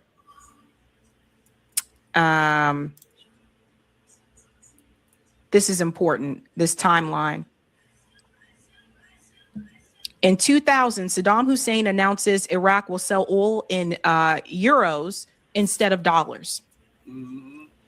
2003 invaded, regime change. Iraq's oil immediately switched back to dollars. Saddam lynched. The WMDs were never found because they never existed. 2009, Gaddafi proposes a gold-backed African currency called the gold dinar for oil trade. Hillary Clinton's own leaked emails confirmed this was the primary reason for intervention. Email quote, "This gold was intended to establish a pan-African currency." That was the whole thing. Don't look at the emails. Yeah, that was their whole thing. Don't look at the emails. We want you to focus on who released them. Don't worry about all the dirt we doing in them. See, because y'all get it. See, it was a pan-African currency. See, that's the other thing that they have to do. Like, they have to keep the black man down. If you don't keep the black man down, right, then he's gonna surpass you. He don't actually need to beat you up and use force. The black man don't have to use force to win. And that's like the magic that don't nobody ever talk about. The black man is just influential everywhere he go. Everything he do, everybody want to be like him, talk like him, right? So if you let the Pan-Africans, who's supposed to be the ones who can't organize, they don't know what to do with the money. If you gonna let them have a gold-backed currency with the money that was up under their feet, that would have bankrupted China, Russia, Iran, the Vatican. That would have bankrupted the United States. Man, that would have bankrupted every single sovereign country on the planet simultaneously all at one time. So they had to get rid of Gaddafi. Based on the Libyan golden dinar. 2011, NATO bombs Libya. Gaddafi sodomized and murdered. Libya now has open slave markets. And now Maduro, with 5 times more oil than Saddam and Gaddafi combined, actively selling in yuan, building payment systems outside dollar control, petitioning to join BRICS, partnering with China, Russia, and Iran, the 3 countries leading global de-dollarization. This isn't a coincidence. Challenge the petrodollar, get regime changed every single time. If you follow, so if you think this is about fentanyl, you're tripping. Fentanyl ain't even in Maduro's indictment. Yeah, this is global domination at its finest, baby. And if you still think it's about oil, it's not. It's not about oil. It's not. Oil is the. It plays a major part in helping the scapegoat. destabilization of the petrodollar. So it still is about scapegoat, but it's like the it's like that bait, like in the movies, like when you could lure the monster over here, and I could put this over here, and I know the monster gonna come through here and kill everything, and kind of like that. You're more on some look over here type shit, like you know what I'm saying? Like, dude, this is a diabolical game, man, and it's like I don't understand why people don't understand. Like, this is a military-industrial complex. They need a reason to fight you. They need you don't change the dollar. Don't try to change the fucking currency, because they're gonna come in there and they're gonna rape you. They sodomized him. They beat him to death and sodomized him. They raped the leader, raped the land. I'm just saying, like, leave the money alone. If you want the United States to be your friend, don't try to make your own money. Just use the dollar. These are the rules. I'm not telling you that because I'm scared. I'm not telling you that because I'm afraid. I'm telling you that because your ass is grass if you go up against these people and they dollars. They don't like that. That's facts. Bruh, they'll let you build nuclear weapons. They let you put shit in space. They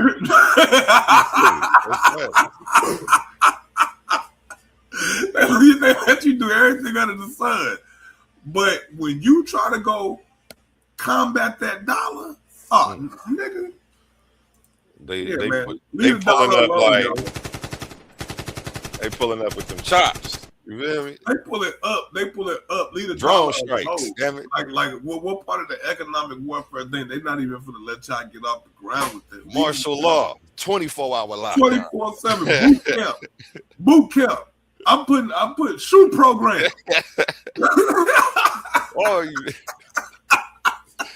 The money. It'll all make sense. We're laughing out of hysteria. I'm sorry. This is staying late again. Yep, got prospect calls this summer. Us sitting here laughing at this is hysteria, not because we find it funny. It's hysteria. It's we're delirious. Yeah. We're completely accustomed to this. The rest of the world obviously didn't know. Yeah, once you realize that they want you numb beyond the ways that you can even comprehend, because that's the only way to actually function. Because to actually live in a state of empathy would be with all the atrocities going on everywhere. Man, you wouldn't be able to make it to the bathroom. You'll be drained. You wouldn't have no. Like, it's impossible. Yeah, it's impossible to care about everything. Like, man, so they overload you with it, so that way you essentially care about nothing. They need to really get that in your chest, really get that in your heart. Think about that. Empathy overload. Because you're so empathetic about all these things. Dude, these are energy vampires. That's what they do. Like, they siphon energy off you based on fear and sorrow and things of that nature. So you being down, depressed feeds them. That's what feeds them. You think it's oil. You think it's oil. No, it's you being in a constant state of fear and scarcity is what they feed on. They have to feed you the negative content. They got to feed you negative imagery. Why? In order to keep your ass in a certain state of fear so your body can keep on pumping out certain chemicals that they can harvest from your ass. You think it's about oil though? It's not. Yeah, it is, but it's bigger than that though. It's bigger than the oil. The oil is just, you know, the thing that everybody, you know, you get paid. I mean, it's kind of like when you play the video games. Like you want the headshots, you get the 1,000 points for them. But the game, the logic of the game is to get to the other side and get the flag. The flag is the operative of the game, but you get extra points if you get headshots. Well, the oil is kind of like the headshots. You see what I'm saying? But the point of the game is to get to the other side to get the flag. Bless be asked. So Trump is carrying out the very thing exposing Hillary's emails, or maybe she means exposed in Hillary's emails. I think in Hillary's emails it was talking about Libya. I think they did make mention of Venezuela though. I heard, but it's you realize that they have the same people telling them what to do, that their boss is the same person, and that is their agenda, that is the Zionist agenda for this to happen, and that the Zionists run them. It's not so crazy to see why Republicans and Democrats don't fight against these things, and why these are bipartisan problems. So no matter what side of the aisle you're on, you have to be, you know, if you're anti-war, you're going to have a problem. No matter what side of the aisle you're on, you know, if you're against big pharma, military industrial complex. Yeah. Well, excuse me, let me not even go to big pharma. I'm going too far left. Yeah, it's a military industrial complex. I mean, if you finna say, oh, we're not gonna fight this war, blah blah blah. Yeah, wait till the Democrats get in. They're gonna find another reason to pick on somebody or something. Yeah, they even got Tulsi on board. When we ain't got enemies, listen. When this machine ain't got enemies, they just make them up. They just create them. They got a whole government. They got a whole secret covert government agency that goes around and just creates fucking wars just so they can run around and fight people. And when they can't find nothing juicy enough to get the rest of the world involved in, they just come home and blame niggas on shit. You know, blame niggas, blame the Mexicans, you know, blame the immigrants. Now they become the new enemy until they find something else to distract you with. You know, hopefully they'll stop doing all this stuff and just bring on the aliens. I'm ready for the aliens. Bring on the aliens. You silly, man. You know what I'm saying? The aliens it's coming. It's on the way. Trust me. Yeah, of course it's coming. It's either that or they're gonna bring Jesus back. We know this sounds sci-fi. It sounds sci-fi what we're saying, but it's bound to come. It's in the playbook. They just ain't played it yet. It's coming. They bringing Jesus back. He gonna come in the clouds. They gonna hologram his ass here, right? And yeah, and all you goofy idol worshipers, y'all gonna bow down to Jesus in the clouds, right? And if the Jesus thing don't get you, the aliens most definitely gonna get you, because that's gonna be real. They gonna use real destruction. They gonna harp an earthquake. Yeah, I was gonna say they gonna harp an earthquake. The sky gonna crack. It's gonna thunder. Yeah, they're gonna use real destruction, murder, and mayhem to convince you that the aliens are here. All right, they really don't want you believing in Jesus. Let me let it ride. They'll stage that alien shit quick, because that's easy to. It's easier to stage aliens attacking the earth than it is them staging Jesus. Trust me, they want to let the Jesus thing go and just have y'all scared of the aliens, because they can milk that for the rest of their life. Y'all ain't never even seen the alien. Damn. Let's go. That's even worse than Jesus. The United States never wants these countries to have any true economic independence. And then there's the issue with the Rothschilds. One of the things that stood out to me on social media is that a Rothschild was very happy about this. And you got to know about the banking. This part is important as well. In 2000, there were 9 countries without a Rothschild-owned central bank. Now we get into the banks. Iran, Iraq, Cuba, Syria, Libya, Sudan, Venezuela, Afghanistan, and North Korea. They've checked out Iraq, checked out Libya, Sudan, Afghanistan. The U.S. has gone in and ruined all these countries. And you see the countries that are left. Pause it, bro. So that lets you know the plan, lady. How dare she ruined? Oh no! We brought freedom and Starbucks, right? Freedom, right? We brought democracy and freedom. We civilized those people. Freedom and lattes for everybody. Right, you get democracy. Pumpkin spice in the Middle East, baby. You know what I'm saying? This is peace incarnate. What are you talking about?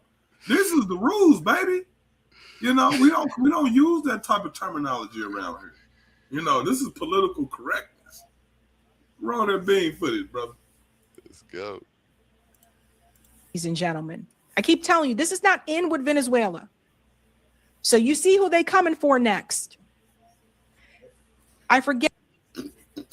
I gotta pause it again though, because you killed it. Just so happen to be going for Cuba and Syria.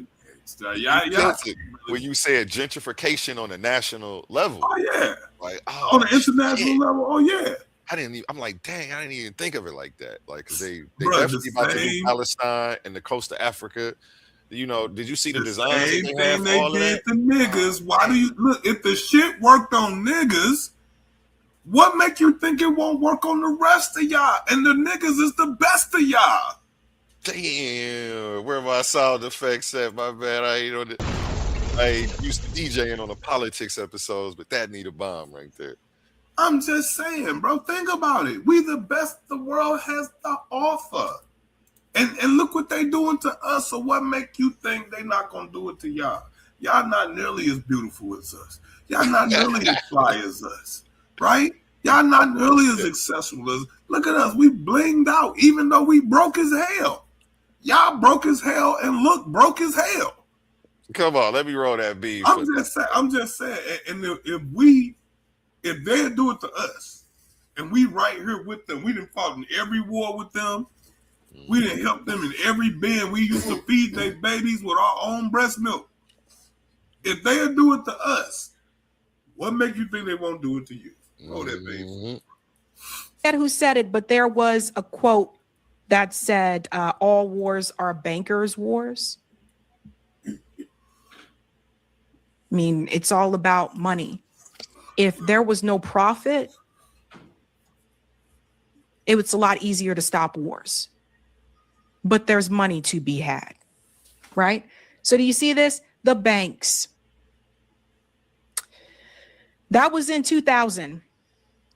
We are currently in an Israeli proxy war with Iran and Syria and about to overthrow Maduro in Venezuela. Another thing that stood out to me. About to is funny as hell. This is Nat Rothschild. When Trump kidnapped Maduro, he said, well done, Donald Trump. So here come the bankers.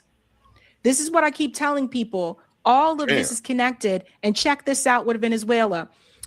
This guy here, TB John, said, of course, Trump gets an attaboy from a member of the Rothschild family after the unprovoked attack on Venezuela. That's a confirmation. Check this out. Even AI knows it. No, Venezuela does not. Again, let me pause this because that's why, it's a bipartisan issue. Nobody bends the knee to the military industrial complex and the bankers. Nope. Hillary's going to do it. Trump's going to do it. Obama's going to do it. They all going to do it. Or they're going to have probably their brains on the back of a convertible somewhere like JFK.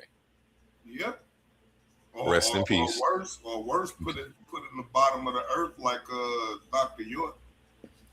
So, yeah, it's crazy. Political theater. Not have a Rothschild central bank. The Central Bank of Venezuela, is a publicly owned institution responsible for the country's monetary policy and currency. We're looking for a stranger to finish these beats. Let's go. I'm asking people to help me make. Like you got some type of stake in this shit. The Rothschilds are Zionist, for those who are not aware. This is why I continue to say, and Eric, if you can find that picture of the pyramid, shout out Eric, man, in the chat. We talked about this a couple times on the show. Co-host, the people you think are at the top are not at the top. When we also follow the money, we show here what happened with Poly Market after this. A newly created Poly market account invested over $30,000 yesterday in Maduro's exit. The U.S. then took Maduro into custody overnight, and the trader profited $400,000 in less than 24 hours. Insider trading is not only allowed on prediction markets, it's encouraged. You see how much money is to make here? Oh, for 30K? Following the money. I wish I knew. Is very important. Hey. See that's what I'm saying. Like right now. So the Poly market, script, bro. Wall Street. Say that again. Not mine. Go ahead. Big opportunity for Wall Street. I don't know what they did with this. I probably have to update it again. Oh, it is there. Okay. Finance industry eyes investment opportunities in Venezuela. Of course they do.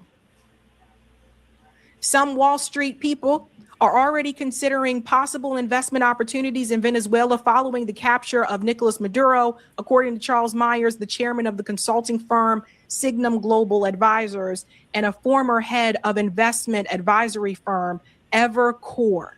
So, and here it goes. They already talking about how they can make money in this situation. So, and this is why I say a lot of times these decisions, these policies, legislation, oftentimes don't happen unless it has some type of corporate interest attached to it. This is a perfect example. So Wall Street's happy. That tells you everything that you need to know. This is what I was talking about. See, a lot of times people think that the president is at the top. They're not. And if you look at this comparison here, feudalism then and now, medieval feudalism, you had the monarchs that were at the top. Those were the kings, the queens, and the emperors. Then you had the landed gentry, the clergy, the royal ministers, the merchants, the vassals, and at the bottom was everyone else, the peasants, the laborers, and the conscripts. And now, if you look at corporate feudalism today, you will see the billionaires are the ones at the top. Right? Billionaires. Then you have the big bankers, JP Morgan, Goldman Sachs, Lloyd's. I would also put the central banks along with the billionaires as well, like the Rothschild. I would put them up there as well. Then you have the corporate elite, Fortune 500 multinationals. Elected officials is all the way down here. And then you have top bureaucrats, commissioners, secretary, judges, top professionals, doctors, entertainers, and everyone else at the bottom, workers, students, soldiers. Most of us are this part right here. Most of us are the everyone else at the bottom. And so with Donald Trump as an elected official, it's a little bit different for him because he's not just an elected official, he's also a billionaire. So he has a little bit more control that others don't. But they got you attacking everybody else when you see who's actually at the top. So we've gone through the drug claim. We've gone through the refugee situation, Israel, the money, and now we're getting to the responses.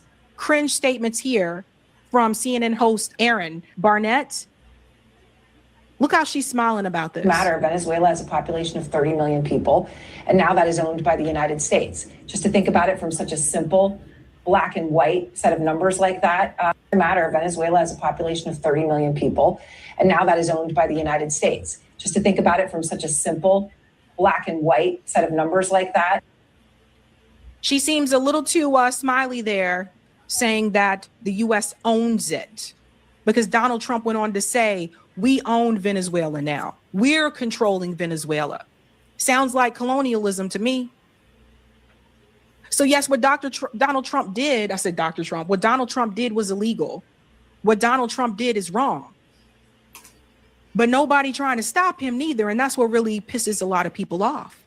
When you look at the responses, there's a lot of information that I've seen on social media where people are posting videos that are incorrect. Alex Jones is one of them.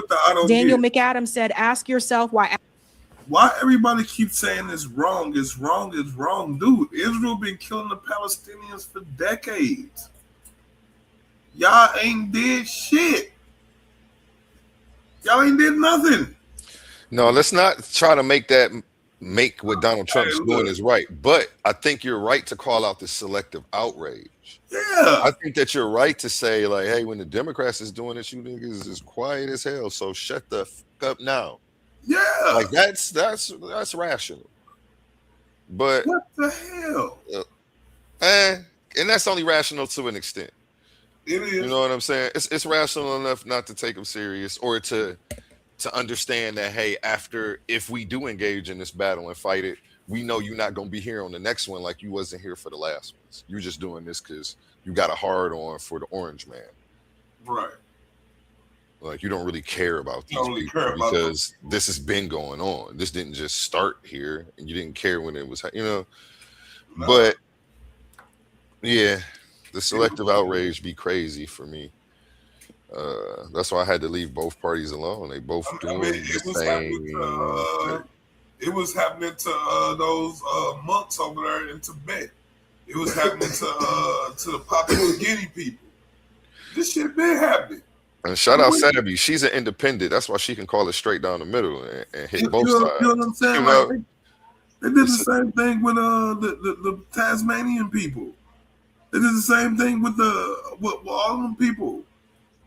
And I'm trying to figure out like how now it's all of a sudden an atrocity. Like when did y'all start like y'all watched the whole Tutsi and Hutu like genocide, like y'all watched that.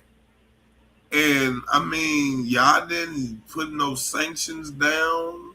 I don't remember no blockades. I don't remember none of that type of stuff, man. Like, remember the apartheid? Mm-hmm. Y'all say y'all don't remember the apartheid in South Africa?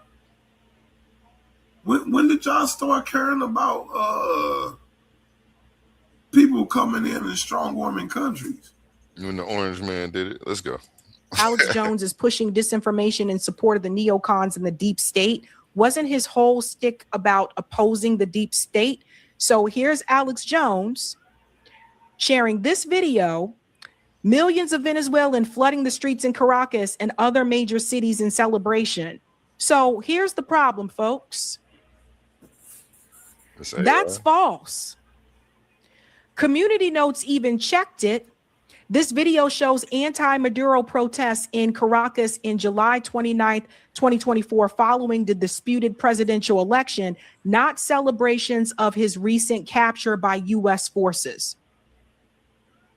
I spy on my competitors every day over coffee. Let me show you what I do. So I use this website, similarweb.com. Misinformation. He's just one of them. We'll show you more. Misinformation alert little thing. Well, Nick Shirley.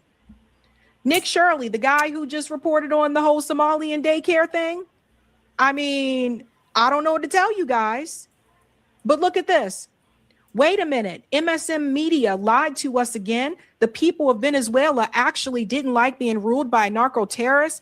World Cup style celebrations are erupting all across Venezuela. Congratulations to the people of Venezuela. That's from Nick Shirley. There's just one problem. This video, for one, it received 3.8 million views. By the time Community Notes checked this, it was already over 115,000 views. But for the record, the video depicts Venezuelan exiles celebrating misinformation, like a virus on your software. It had already spread to how many people? And those people were about to go spread it to how many people? Yep. And I mean, I'm not for censorship on social media, but I see how so many people can be misled and online arguing with vigor about things that they just wrong about, and try to argue you down. Right. When they just, I don't know. The U.S. capture of Nicolas Maduro in Miami, Florida, rather than celebrations within Venezuela. And if you notice, all of the people who were posting these videos that have the community note tag attached to it. None of them have removed those videos. So what does that tell you?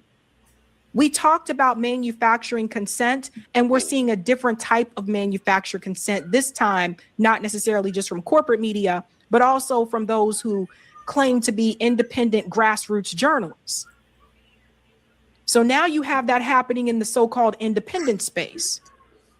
All the Zionist accounts, all the pro-Israel accounts were posting these videos yesterday. Telling people it's Venezuela when it's not. Here's another one. Notice how all of the shills went mega viral using fake videos. This is the new preferred tool to manufacture consent and brainwash the populace.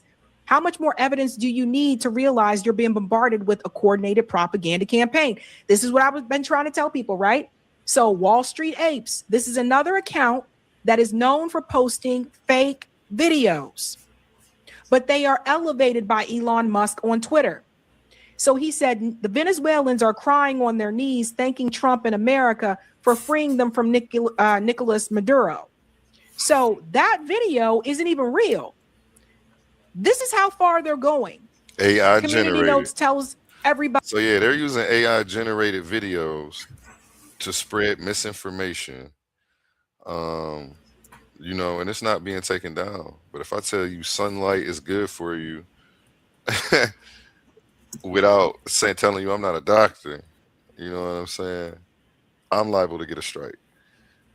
The video is AI generated and is currently being presented as a factual statement intended to mislead people. Notice again, Wall Street Apes has not removed that video. Now let's see how many people saw it. 4.6 million views. See, these are all the accounts that Elon Musk is elevating through the algorithm. I mean, you can look at this and tell this is AI, at least I can. So this is where we're at now, folks. This is where we're at now. Now, here's a video here showing you how the protesters in Venezuela, they're saying enough sabotage, enough blockade, enough. And they know 99% of the people walking around working these jobs is emotional and reactive. They're not about to sit down and critically think, fact check. They're going, you know, these videos are meant to trigger an emotion and to get you to react. Whether you hitting your Twitter feed, talking, posting negative stuff, going around arguing with your peoples. You can't have a regular conversation anymore. Everything's got to be hostile when we're talking about it because you're emotionally charged because you've seen these videos. So try to let anybody tell you anything different. It's hard to talk to people after, you know, they start getting emotional, but I understand why. They're going around manufacturing consent to do this. But we have to be more conscious of the playbook that they're using. And stop letting them run the same play on us every time. They remember they switched the play up this time. They did though a little bit. You got to learn the rules of the game. They using AI now. Ooh, you got to learn the rules of the game. They switch hatred, up the plays enough threats for the North American. My bad. Go ahead. No, I'm just saying they switch up the plays all the time. Like right now, they switched it up. Like they bought dude in alive and shit. Yeah. They use you know what I'm saying? They ain't flatten the country. You know what I'm saying? Like, oh, this is some new shit. Like this, like a flea flicker play. You know what I'm saying? Like this, it's the same game. It's the same rules. Ain't nothing changed about that. Like this, just a tricky play that we ain't never seen. Empire against the homeland of Bolivar and Chavez. Today we demand the return of Nicolas Maduro. This is from the news. Y aquí desde las calles de Caracas exigimos que nos devuelvan a nuestro presidente Nicolás Maduro. Oh, they demanding the return over there on the news. Name fan.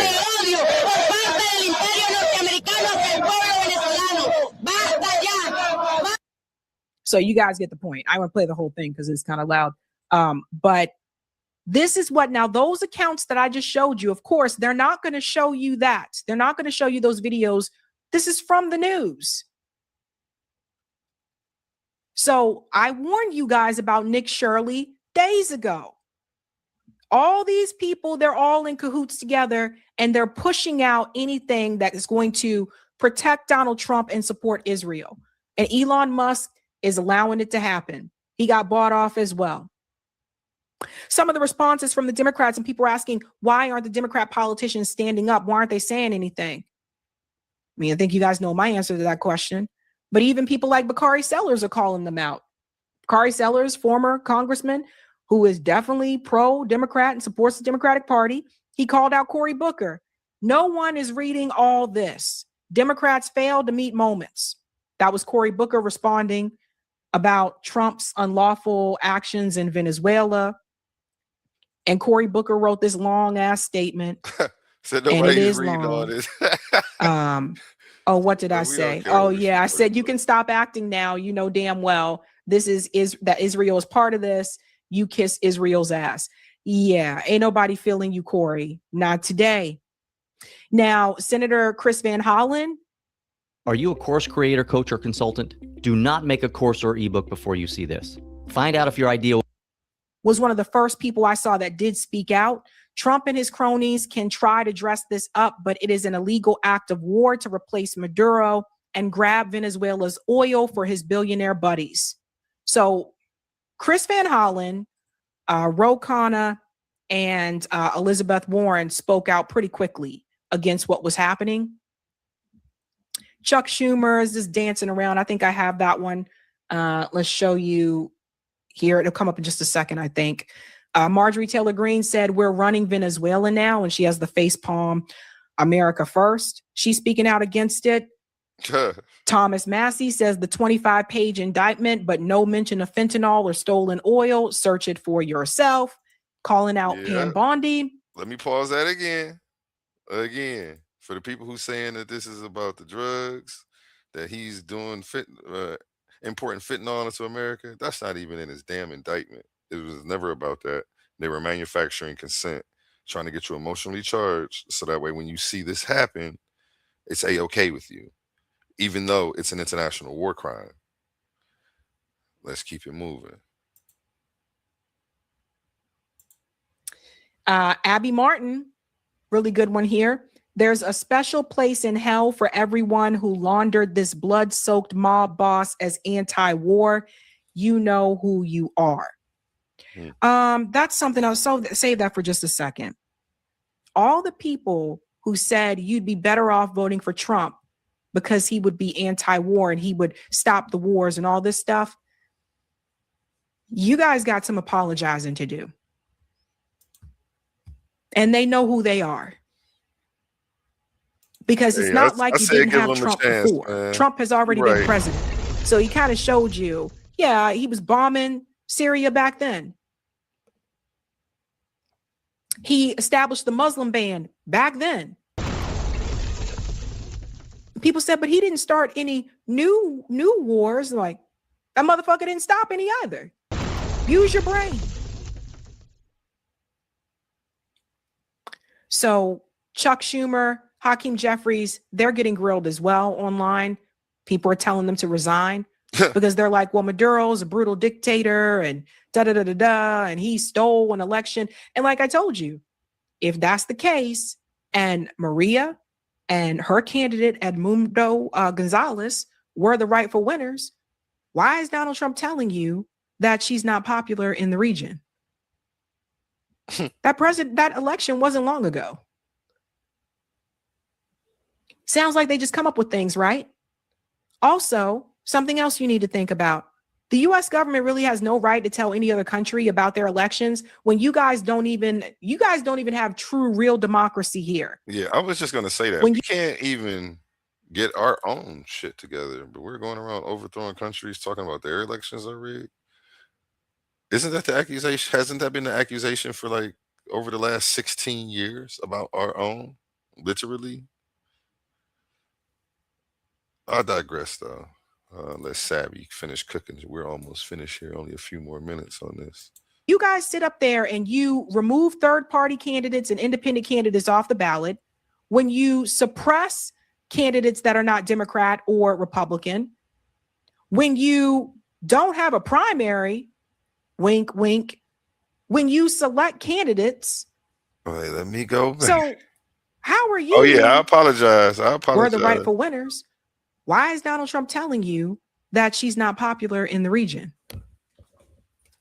That election wasn't long ago. I was wrong. He couldn't bend the knee to the Sounds Zionists. like they just come up with things, right? I thought Also, he might be able something to else you need to think about. The U.S. government really has no right to tell any other country about their elections when you guys don't even have true, real democracy here. When you guys sit up there. Yeah, and she's about to go in on the Democrats right now. And you remove third-party candidates and independent candidates off the ballot. Oh, that's a big one. They're suppressing voices, but this is supposed to be, everybody's voice is supposed to be heard. You don't see the Republicans trying to force people off of the ballot and sue people and change the rules to keep people from being able to run. That's only the Democratic Party. So the only people I see actually attacking democracy are Democrats. Is a claim that they always make of Donald Trump, but they've been doing it first for the longest. I don't know. It's scary. You suppress. It's not scary that it's happening because I've only ever seen this happen. It's scary that other people don't recognize it of their side. Crafters, right? They are Democrats are demon crafters. So you shouldn't be surprised that demon crafters do demonic things. Mm-hmm. It's scary that I would, a Democrat would be like, so what? Like, we say, they didn't have a primary. So what? I mean, like does anybody think about that? Like, out of all the words to use in the world, why the word demon? Why demon? Why the word demon? Out of all the words, demon, Democrat. Why? Yeah, I'm not gonna get too much into it. Come on, man. I ain't got no science. It's demonic, bro. It's demonic. We're gonna do the etymology on it though. That's what we're gonna do. And next episode, we're gonna pull back up with it, man. Let's get to the last 2 minutes of this. Candidates that are not Democrat or Republican. When you don't have a primary, wink, wink, when you select candidates. Yeah, no primary. Don't let the people pick. Just fast track who you want in. Now, that's something that they was accusing, Donald Trump of. Let him had done that. You know what I'm saying? They would have been accusing him, oh, he's a threat to democracy. He didn't have a primary. Like, it would have been the end of the world if he did that. They didn't vote him in. Like, the world would have stopped. They would have made sure it did. I don't know. It's scary. So how are you going to tell another country about their elections? Yeah. And at the end of the day, I feel like a lot of people just keep falling for the okie doke. Different decades, same story. Iraq, weapons of mass destruction. Venezuela, drugs. And again, and essentially with Venezuela, we could have another Iraq. And we all know how that turned out. So I don't know why people keep falling for this. Recent poll also shows that 65% of Americans do not support what's happening, what Trump just did in Venezuela. This is not good for Donald Trump. Never believe these sayings that it's about helping the American people. This has nothing to do with us. It is the Venezuelan people's right to choose who they want their leader to be. I have nothing to do with that. You have nothing to do with that. Imagine if someone came into the United States and just took the president of the United States. Well, some people would be happy if Trump was gone. But regardless who it was, imagine if another country did that. And they use different reasons every time. Now, they want you to believe they want to help people in Venezuela, right? But remember what Tupac said. They got money for wars, but can't feed the poors. That part. And that's the part that really gets me. I don't understand how Americans are just so naive at this point. Honey, they won't help you. They won't help you. They won't give you health care. They won't give you paid leave. They won't give you a living wage. They won't increase the minimum wage. And you think they want to help people in another country? No. People have been fooled. People have been used by Donald Trump. And honestly, I think anybody who voted for Donald Trump, I don't know, you guys need to form your own coalition or something. Like, I really do think you guys should like form your own coalition and raise Cain. Really. I don't know if you guys need to become a second party or a different party or whatever, but you guys need to make a coalition and raise hell. I said the same thing for the Democrats with the way that they screwed over Bernie Sanders. I was like, you know, all of us, we really need to, but no, people wanted to still try to operate within the Democratic Party. Who wins at the end of the day? It's not the American people, despite what Trump will tell you. It's not going to be the Venezuelan people either, because if they think they're struggling now, they're really going to be struggling a couple of years from now. Donald Trump will probably find a way to bring in boots on the ground, and you could have yourself another Iraq. Hey guys, this was a Sabby clip. If you like what you saw, hit that like button and subscribe. And make sure you go over there and subscribe to Sabby Sabs. She is dope. One of the few voices that I watch. She's an independent, so she calls it straight down the middle. She's gonna shit on the Democrats and the Republicans equally. She, you know, she has no allegiance to either party. She thinks there needs to be reform on both sides. So shout out to her, man. The unbiased voices are important. Closing statements, Laurel. Closing remarks. Yeah, man. So again, it doesn't really matter as long as it don't really matter what type of sheep you are, right? As long as the sheep are prepared for when it's time to slaughter them. That's the only thing that matters. The only thing that matters is you knowing your place in the line when the corral starts. That's the only thing that matters. You understanding the rules. The rules of the corral is the fence that goes around the corral. And where the fence leads you right into the slaughterhouse. One way in, one way out. The way you came in is not the way you're going to come out. You see, these are the rules of the game, and y'all just got to learn that. You know what I'm saying? These are the politics that we've had to deal with for the past 400 or 500 years dealing with these people. You know what I'm saying? And y'all just now getting a taste of it.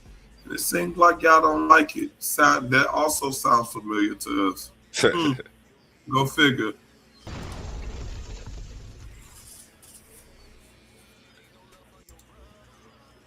Did you cut out? You still there? No, I'm still here. Oh, okay. Yeah, I agree, man. Gentrification on a national scale is here. I guess it's been here. It's coming, baby. Like gentrification on a grand scale. Like, I mean, y'all, we've only seen it in our neighborhoods. We've seen it. We've seen the same scenario over and over again. We watch leaders get publicly humiliated, assassinated, get told that they drug dealers, that they pimps, that they all different type of things that makes people look down on you in society, right? Taboo things, right? These are the same tricks they use on us. We watch our leaders get killed, drug out in the streets, shot full of holes, more holes than Swiss cheese. You understand what I'm saying? Like we've looked at this. We know what it feel like to get your leaders drugged out in the middle of the street and beat to death. We know what that feels like. So we are most definitely empathetic to the rest of the world. We just numb. We're numb. So sit back, get your popcorn, make sure you place your bets, because this was gonna be a deuce. Damn, you make me want to try to find this video. I doubt if I can find it though. I'm not even gonna try. Yeah. What you said, I second that. Let me drop a bomb for that. You know, that's what it is. Like, it's kind of hard to be any way, other way. Like, how else are we supposed to respond? I mean, we didn't see plenty of evidence to saying that this is the same play over and over and over again, right? It's just modified a little bit. They bought them in this time, right?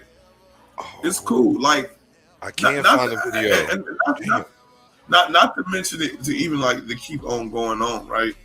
Damn, what happened to the dude that shot Trump? What happened to him? Mm-hmm. We just stopped talking about him. I guess we're gonna go get about Charlie Kirk too real quick. Like, all of these are distractions. These are all just distractions to make you, just to break down your spiritual immune system. You know, that's what that is. That, like, just breaking down your spiritual immune system. And about time you get down to this type of stuff, you be so worn the hell out. You know, they had you running around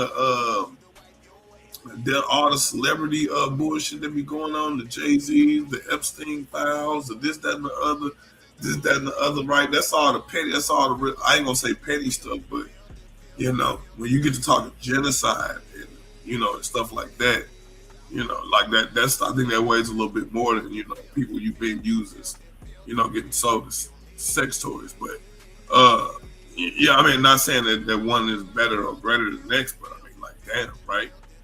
But they it's like they hit us with all this little bitty stuff all during the year, and then and it's like it builds up to like this finale. You know what I'm saying? Then they smack some real big dumb shit in your face. You know, smear it all in your face and tell you it's moisturizer or something. I don't, you know, like, these people are crazy, man. Charlie Kirk shit. That's what that was. Put it right in your face. Yeah, every social media platform. We ain't censoring it. We ain't taking it down. Watch this. Right. The Charlie Kirk stuff, the Epstein files, all of that stuff is to keep y'all talking about everything else except for what they doing to them people in Israel or over there in Palestine, right? So y'all don't see that, and you don't see what they doing over there in Venezuela and Latin America. You don't get to see none of that stuff. You don't get to see, you know, you just don't get to see all that stuff because you caught up in the celebrity gossip. You know, Will Smith smacking a motherfucker. What else? You know, P. Diddy. P. Diddy really, right? P. Diddy been a real good distraction for a few months now. Like, that's all people talk about. P. Diddy, man, ain't no telling what the hell these people got away with during the P. Diddy era. Ain't no telling.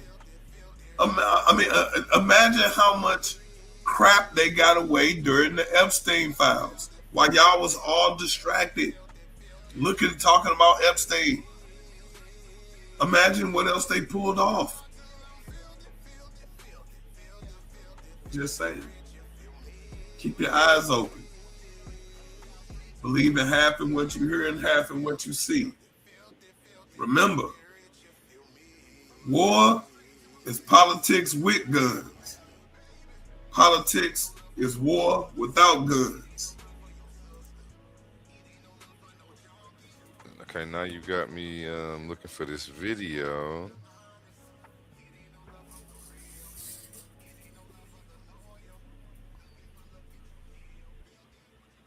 Damn, I don't know. It was a Jaguar Wright video. I don't know if I'll be able to find it. I'm going to find it, just not right this second. I know which podcast and who couch she was sitting on the day she gave it, so I'm going to find it later.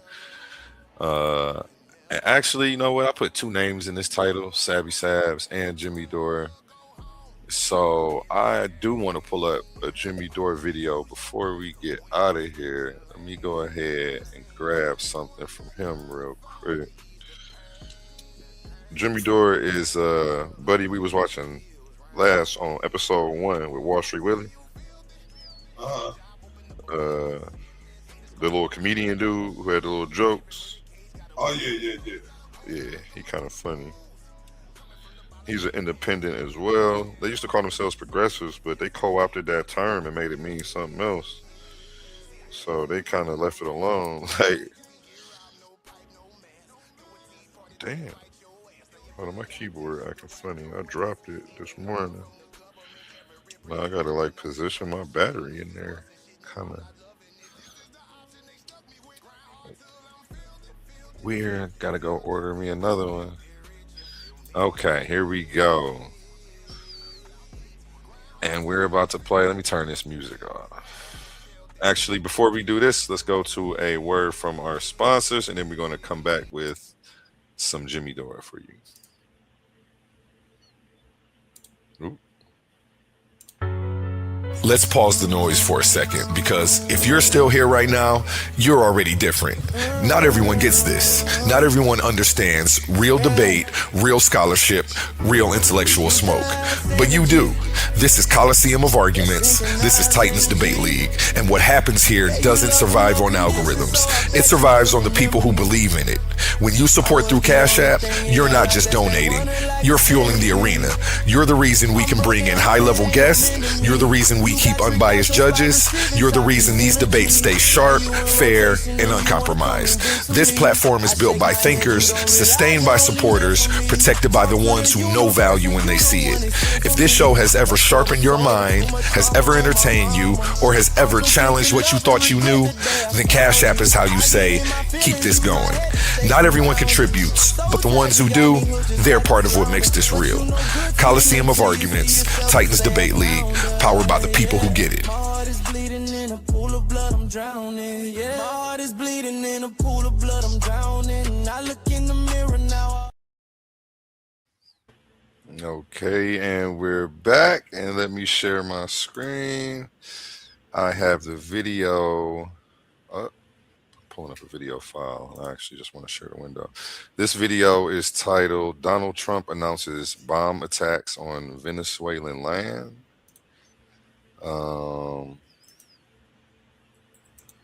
So yeah, let's get into it, and go make sure you go subscribe to the Jimmy Dore Show on YouTube. Tell them A1 sent you. Give him some Titan love, and let's get into it. It's fitting that he's standing next to Benjamin Netanyahu, because Benjamin Netanyahu has been twisting his arm to do this in Venezuela. That's my theory. And let's remember, I've been right about everything. Trump, he called into the show Katz and Cosby. Oh, God. And the spoiler alert, there are already land strikes happening inside Venezuela. Oh, good. I was hoping we'd go to war with Venezuela, Jimmy, and now I know prayer does work. So let's listen. The drug traffic is down by C now, 97.2%. Wow. Nobody understands, Mr. President, that why the Democrats are objecting to knocking out those boats that are carrying drugs that are going to kill our people. Well, they're only objecting because I'm the one doing it. If it were anybody else, even another Republican. By the way, the Democrats aren't really objecting from what I've heard. What I've heard is that people like Rand Paul are objecting. People like Thomas Massey are objecting. Yeah, people two libertarians, no Republicans. Yeah, it's libertarians are. I don't see. In fact, I think Chuck Schumer and they're all on board because they're always on board with the war machine and Israel. Okay. Hey, a good question for cat shit. Hey, stupid. Nobody proved to us they had any drugs on there. You don't think they should have to show us that? They just kill whoever they want? Yeah. Fat idiot. So this guy just takes the government's word for it. That instead of the government trafficking drugs, which is what the CIA normally does, now they're fighting drugs? Really? Okay. Why should we? Hey, it's Rob Rock with Buddy, man, because he gonna keep it all the way trill, like, and people, where it's like usually the Democrats that be like, I don't fuck with him, he's probably a racist, like, because he'll shit on some Democratic talking points, but he don't never say nothing racist. He always call it down the middle because he's not a Democrat or a Republican, so he be shitting on both of them. And he also calls out the selective outrage like we be doing, like. So shout out to Jimmy Dore again. Make sure you go subscribe to the Jimmy Dore Show on YouTube. Guy's pretty funny, and he does like an American stand-up tour where he goes all across the country. So I know he comes to Ohio like 3 times a year. I'm gonna go try to support and catch one of his shows Instead of being blown up because he trafficked drugs. Remember? What's that? Sean Ryan trafficked. He ran a drug network in Colombia. That's his story to Megyn Kelly. Why isn't he blown up? Why does he have a podcast? Right. Why are you blowing up fishermen? Republican. Let's say you take a weak Republican, they would say that's all right. But because they have Trump derangement syndrome, they're sick people. There's something wrong with them. But every time I knock out a boat, we save 25,000 American lives. It's very simple. And what's happening is they're having a hard time employment-wise. They can't get anybody. And we just knocked out, I don't know if you read or you saw, they have a big plant or a big facility where they send where the ships come from. 2 nights ago, we knocked that out. So we hit them very hard. But drugs are down over 97%. Can you believe it? No, I can't. What the fuck are you talking about? Because the drugs don't come from Venezuela. The drugs are coming through Mexico and other places in Latin America, not Venezuela. As Tulsi Gabbard's own DNI reported earlier this year. But when he said this is on the day after Christmas, he gave this interview. When he said we did it 2 days ago, that means they bombed Venezuela.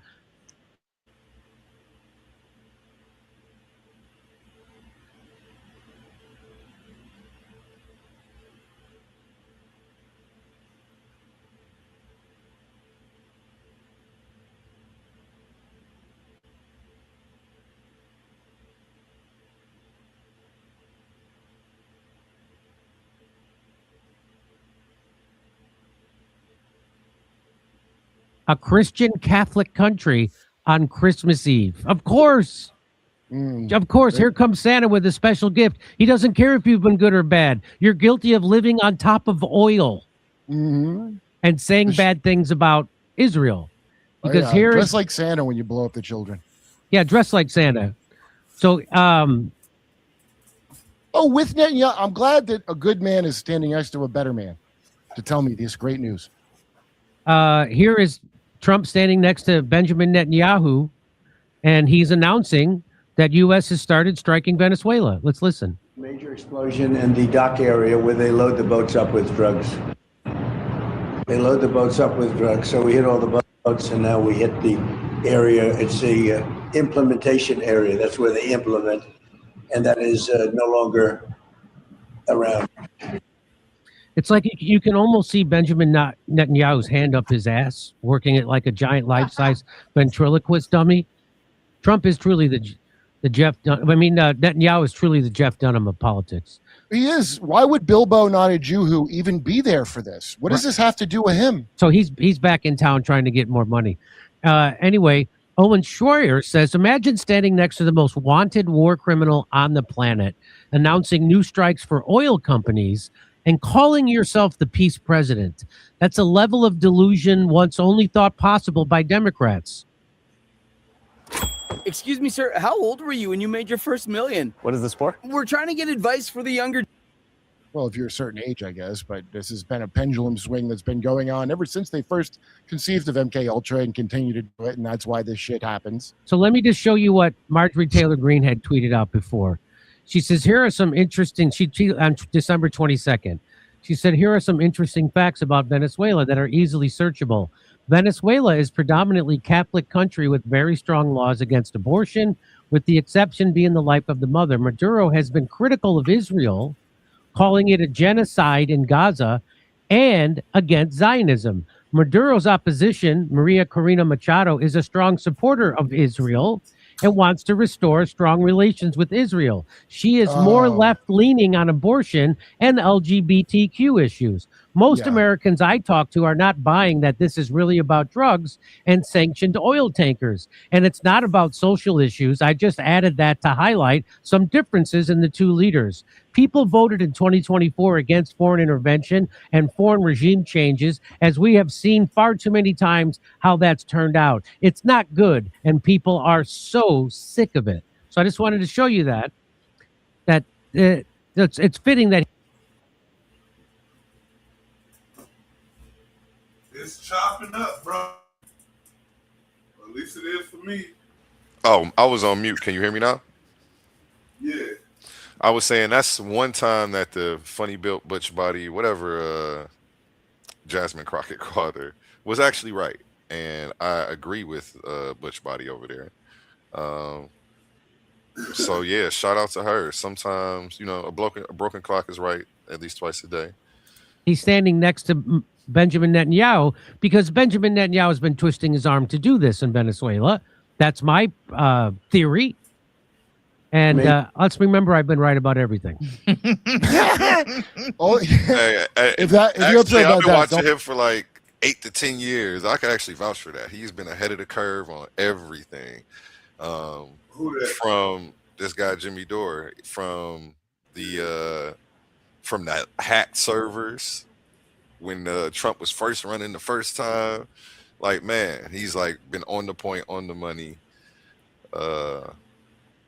I think he's only been wrong really about like one thing, and then he'll do a whole retraction video and video correcting himself in the record. So I like that. But let's get into Don't forget, he was shaking hands with the leader of both ISIS and Al Qaeda in the White House. That's right. So here's the story from the New York Times. Trump says U.S. struck a big facility in a campaign against Venezuela. So that means he's bombing the country now, not just boats, but the country. Who's doing that bombing? So is it a big facility? Your heroes, whoever they are. He said Trump struck a big facility. You mean like a hospital? Because hospitals have drugs. So you got to strike them first, right? So President Trump said in a radio interview, blah, blah, blah, blah, blah, blah. American officials said that Mr. Trump was referring to a drug facility in Venezuela and that it was eliminated, but provided no details. Military officials said they had no information to share, and the Central Intelligence Agency declined to comment. The White House declined to comment. Mr. Trump made his statement on Friday during an interview with John Catsimatidis, the Republican billionaire and supporter of the president who owns WABC Radio. The two men are discussing the U.S. military campaign to disrupt drug trafficking from Latin America by striking boats suspected of carrying narcotics. They have a big plant or a big facility where the ships come from, Trump said, without saying where it was or explicitly identifying Venezuela as the target. 2 nights ago, we knocked that out. If Mr. Trump's suggestion that the United States had struck a site in the region proves accurate, it would be the first known attack on land since he began his military campaign against Venezuela. U.S. officials declined to specify anything about the site the president said was hit, where it was located, how the attack was carried out, or what role the facility played in drug trafficking. There's been no public report of any attack from the Venezuelan government or any other authorities in the region. Well, we took them over. So well, there you go. The anti-interventionist president is about to start a ground war with your sons and daughters as the fodder. And to make it even better, it's going to be a jungle war. And you know how great we do in jungle wars? While some officials called the facility struck a drug production site, it's not clear what role the narcotics trafficking the facility would have played. Venezuela is well known for its role in trafficking drugs, especially cocaine produced in Colombia, but it's not been a major producer of narcotics. Mr. Trump has been promising strikes on land in Venezuela for weeks, part of an intensifying pressure campaign on Nicolas Maduro, the authoritarian leader of. So this, you remember, this is coming from the New York Times. They're pro overthrowing governments. So the New York Times is owned by the billionaire class that wants to manufacture consent for Trump overthrowing Maduro. And that's why they say stuff like this. Just so you know, that's what this is. They're just like they said that they had weapons of mass destruction in Iraq and that Gaddafi had to go and all this stuff. That's you remember where you're getting this information from. Okay. And by the way, what a perfect excuse for a false flag attack on American soil as the response from Venezuela. So Trump bombs Venezuela, and then the United States or Israel or somebody does a false flag attack in the United States, and then they blame it on Venezuela. So now the American people will be for going into Venezuela, just like we did in Vietnam. So we did the same thing in Vietnam. We did the same thing. Okay. So we used 9/11. The same thing. We used that to go into Iraq. We used the that. authoritarian leader, Yeah. Maduro, the authoritarian that they voted for. Yes. Not Juan Guaido or this lady who So loves Israel. So Mr. Trump has publicly acknowledged he has authorized the CIA to plan for operations inside Venezuela. Exactly what operations Mr. Trump had in mind for the CIA was not clear, but they could include both sabotage operations and psychological operations meant to prod Maduro into making some mistake. Like trusting America? So you're saying you're going to invade the country hoping that the leader makes a mistake? Of course, we never make mistakes when we invade other countries. The other recent wars have all gone so well, especially for investors, because the worst thing that could happen to one of them is that we actually win the war. Then we have to pay reparations. Okay, if there's one AI site builder you need to meet, it's this dope tech from Wix. So here is, don't forget, the real reason Trump is invading Venezuela. Venezuela cuts ties with Israel over Gaza attacks. So just keep that in mind. Why has America isolated Venezuela as the only drug distributing nation to deal with right now? Oh, I get it now. Israel is doing what the Germans did in 1945. They made plans to move to South America.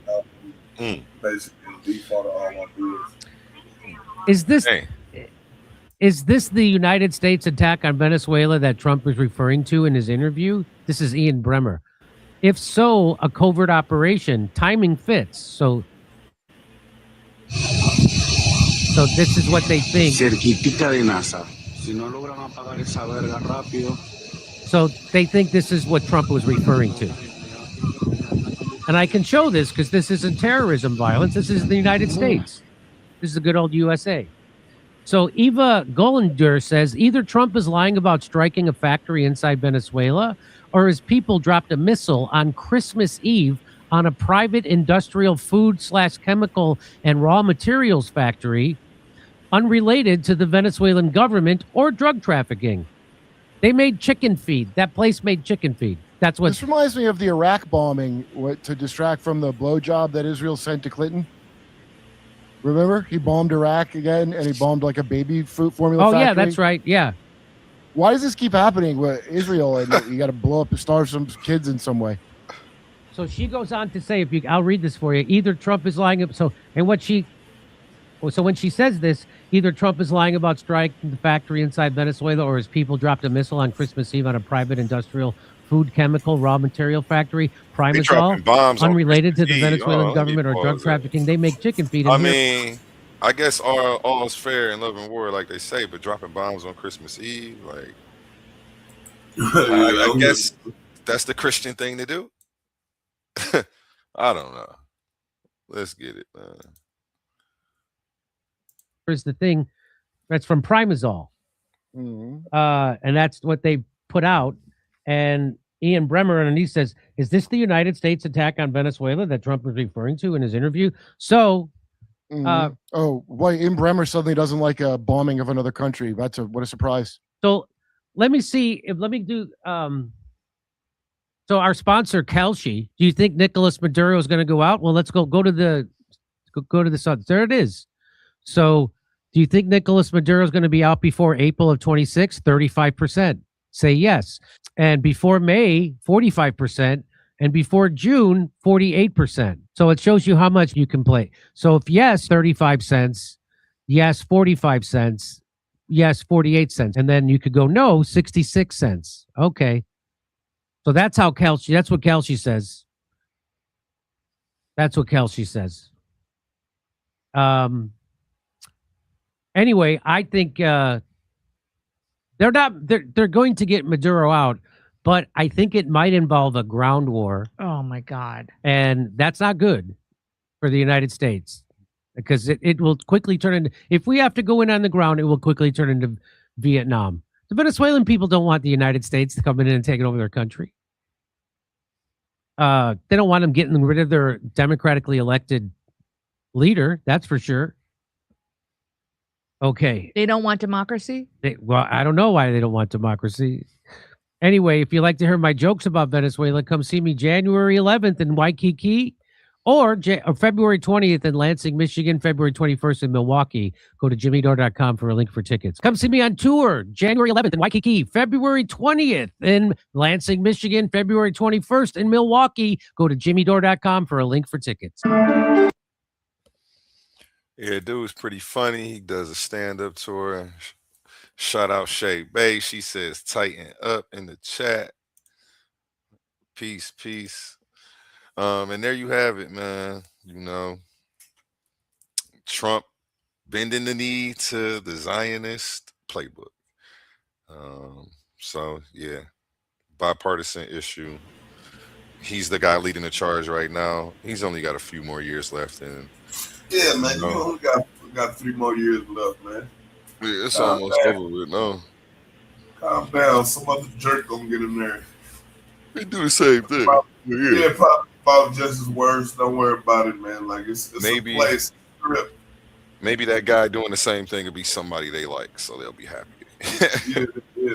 I'll still be doing these podcasts and run this because you hear about that? Maybe Obama will run again. Hopefully not. Hopefully not. Yeah, y'all love him.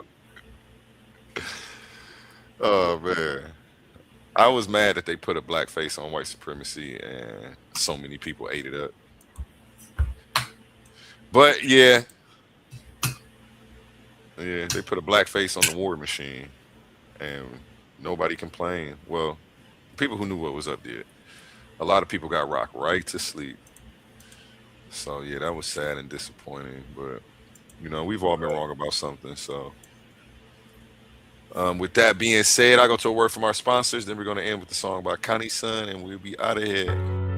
Let's pause the noise for a second, because if you're still here right now, you're already different. Not everyone gets this. Not everyone understands real debate, real scholarship, real intellectual smoke. But you do. This is Coliseum of Arguments. This is Titans Debate League. And what happens here doesn't survive on algorithms. It survives on the people who believe in it. When you support through Cash App, you're not just donating. You're fueling the arena. You're the reason we can bring in high-level guests. You're the reason we keep unbiased judges. You're the reason these debates stay sharp, fair, and uncompromised. This platform is built by thinkers, sustained by supporters, protected by the ones who know value when they see it. If this show has ever sharpened your mind, has ever entertained you, or has ever challenged what you thought you knew, then Cash App is how you say, keep this going. Not everyone contributes, but the ones who do, they're part of what makes this real. Coliseum of Arguments, Titans Debate League, powered by the people who get it. My heart is bleeding in a pool of blood, I'm drowning. Yeah, my heart is bleeding in a pool of blood, I'm drowning. I look in the mirror now.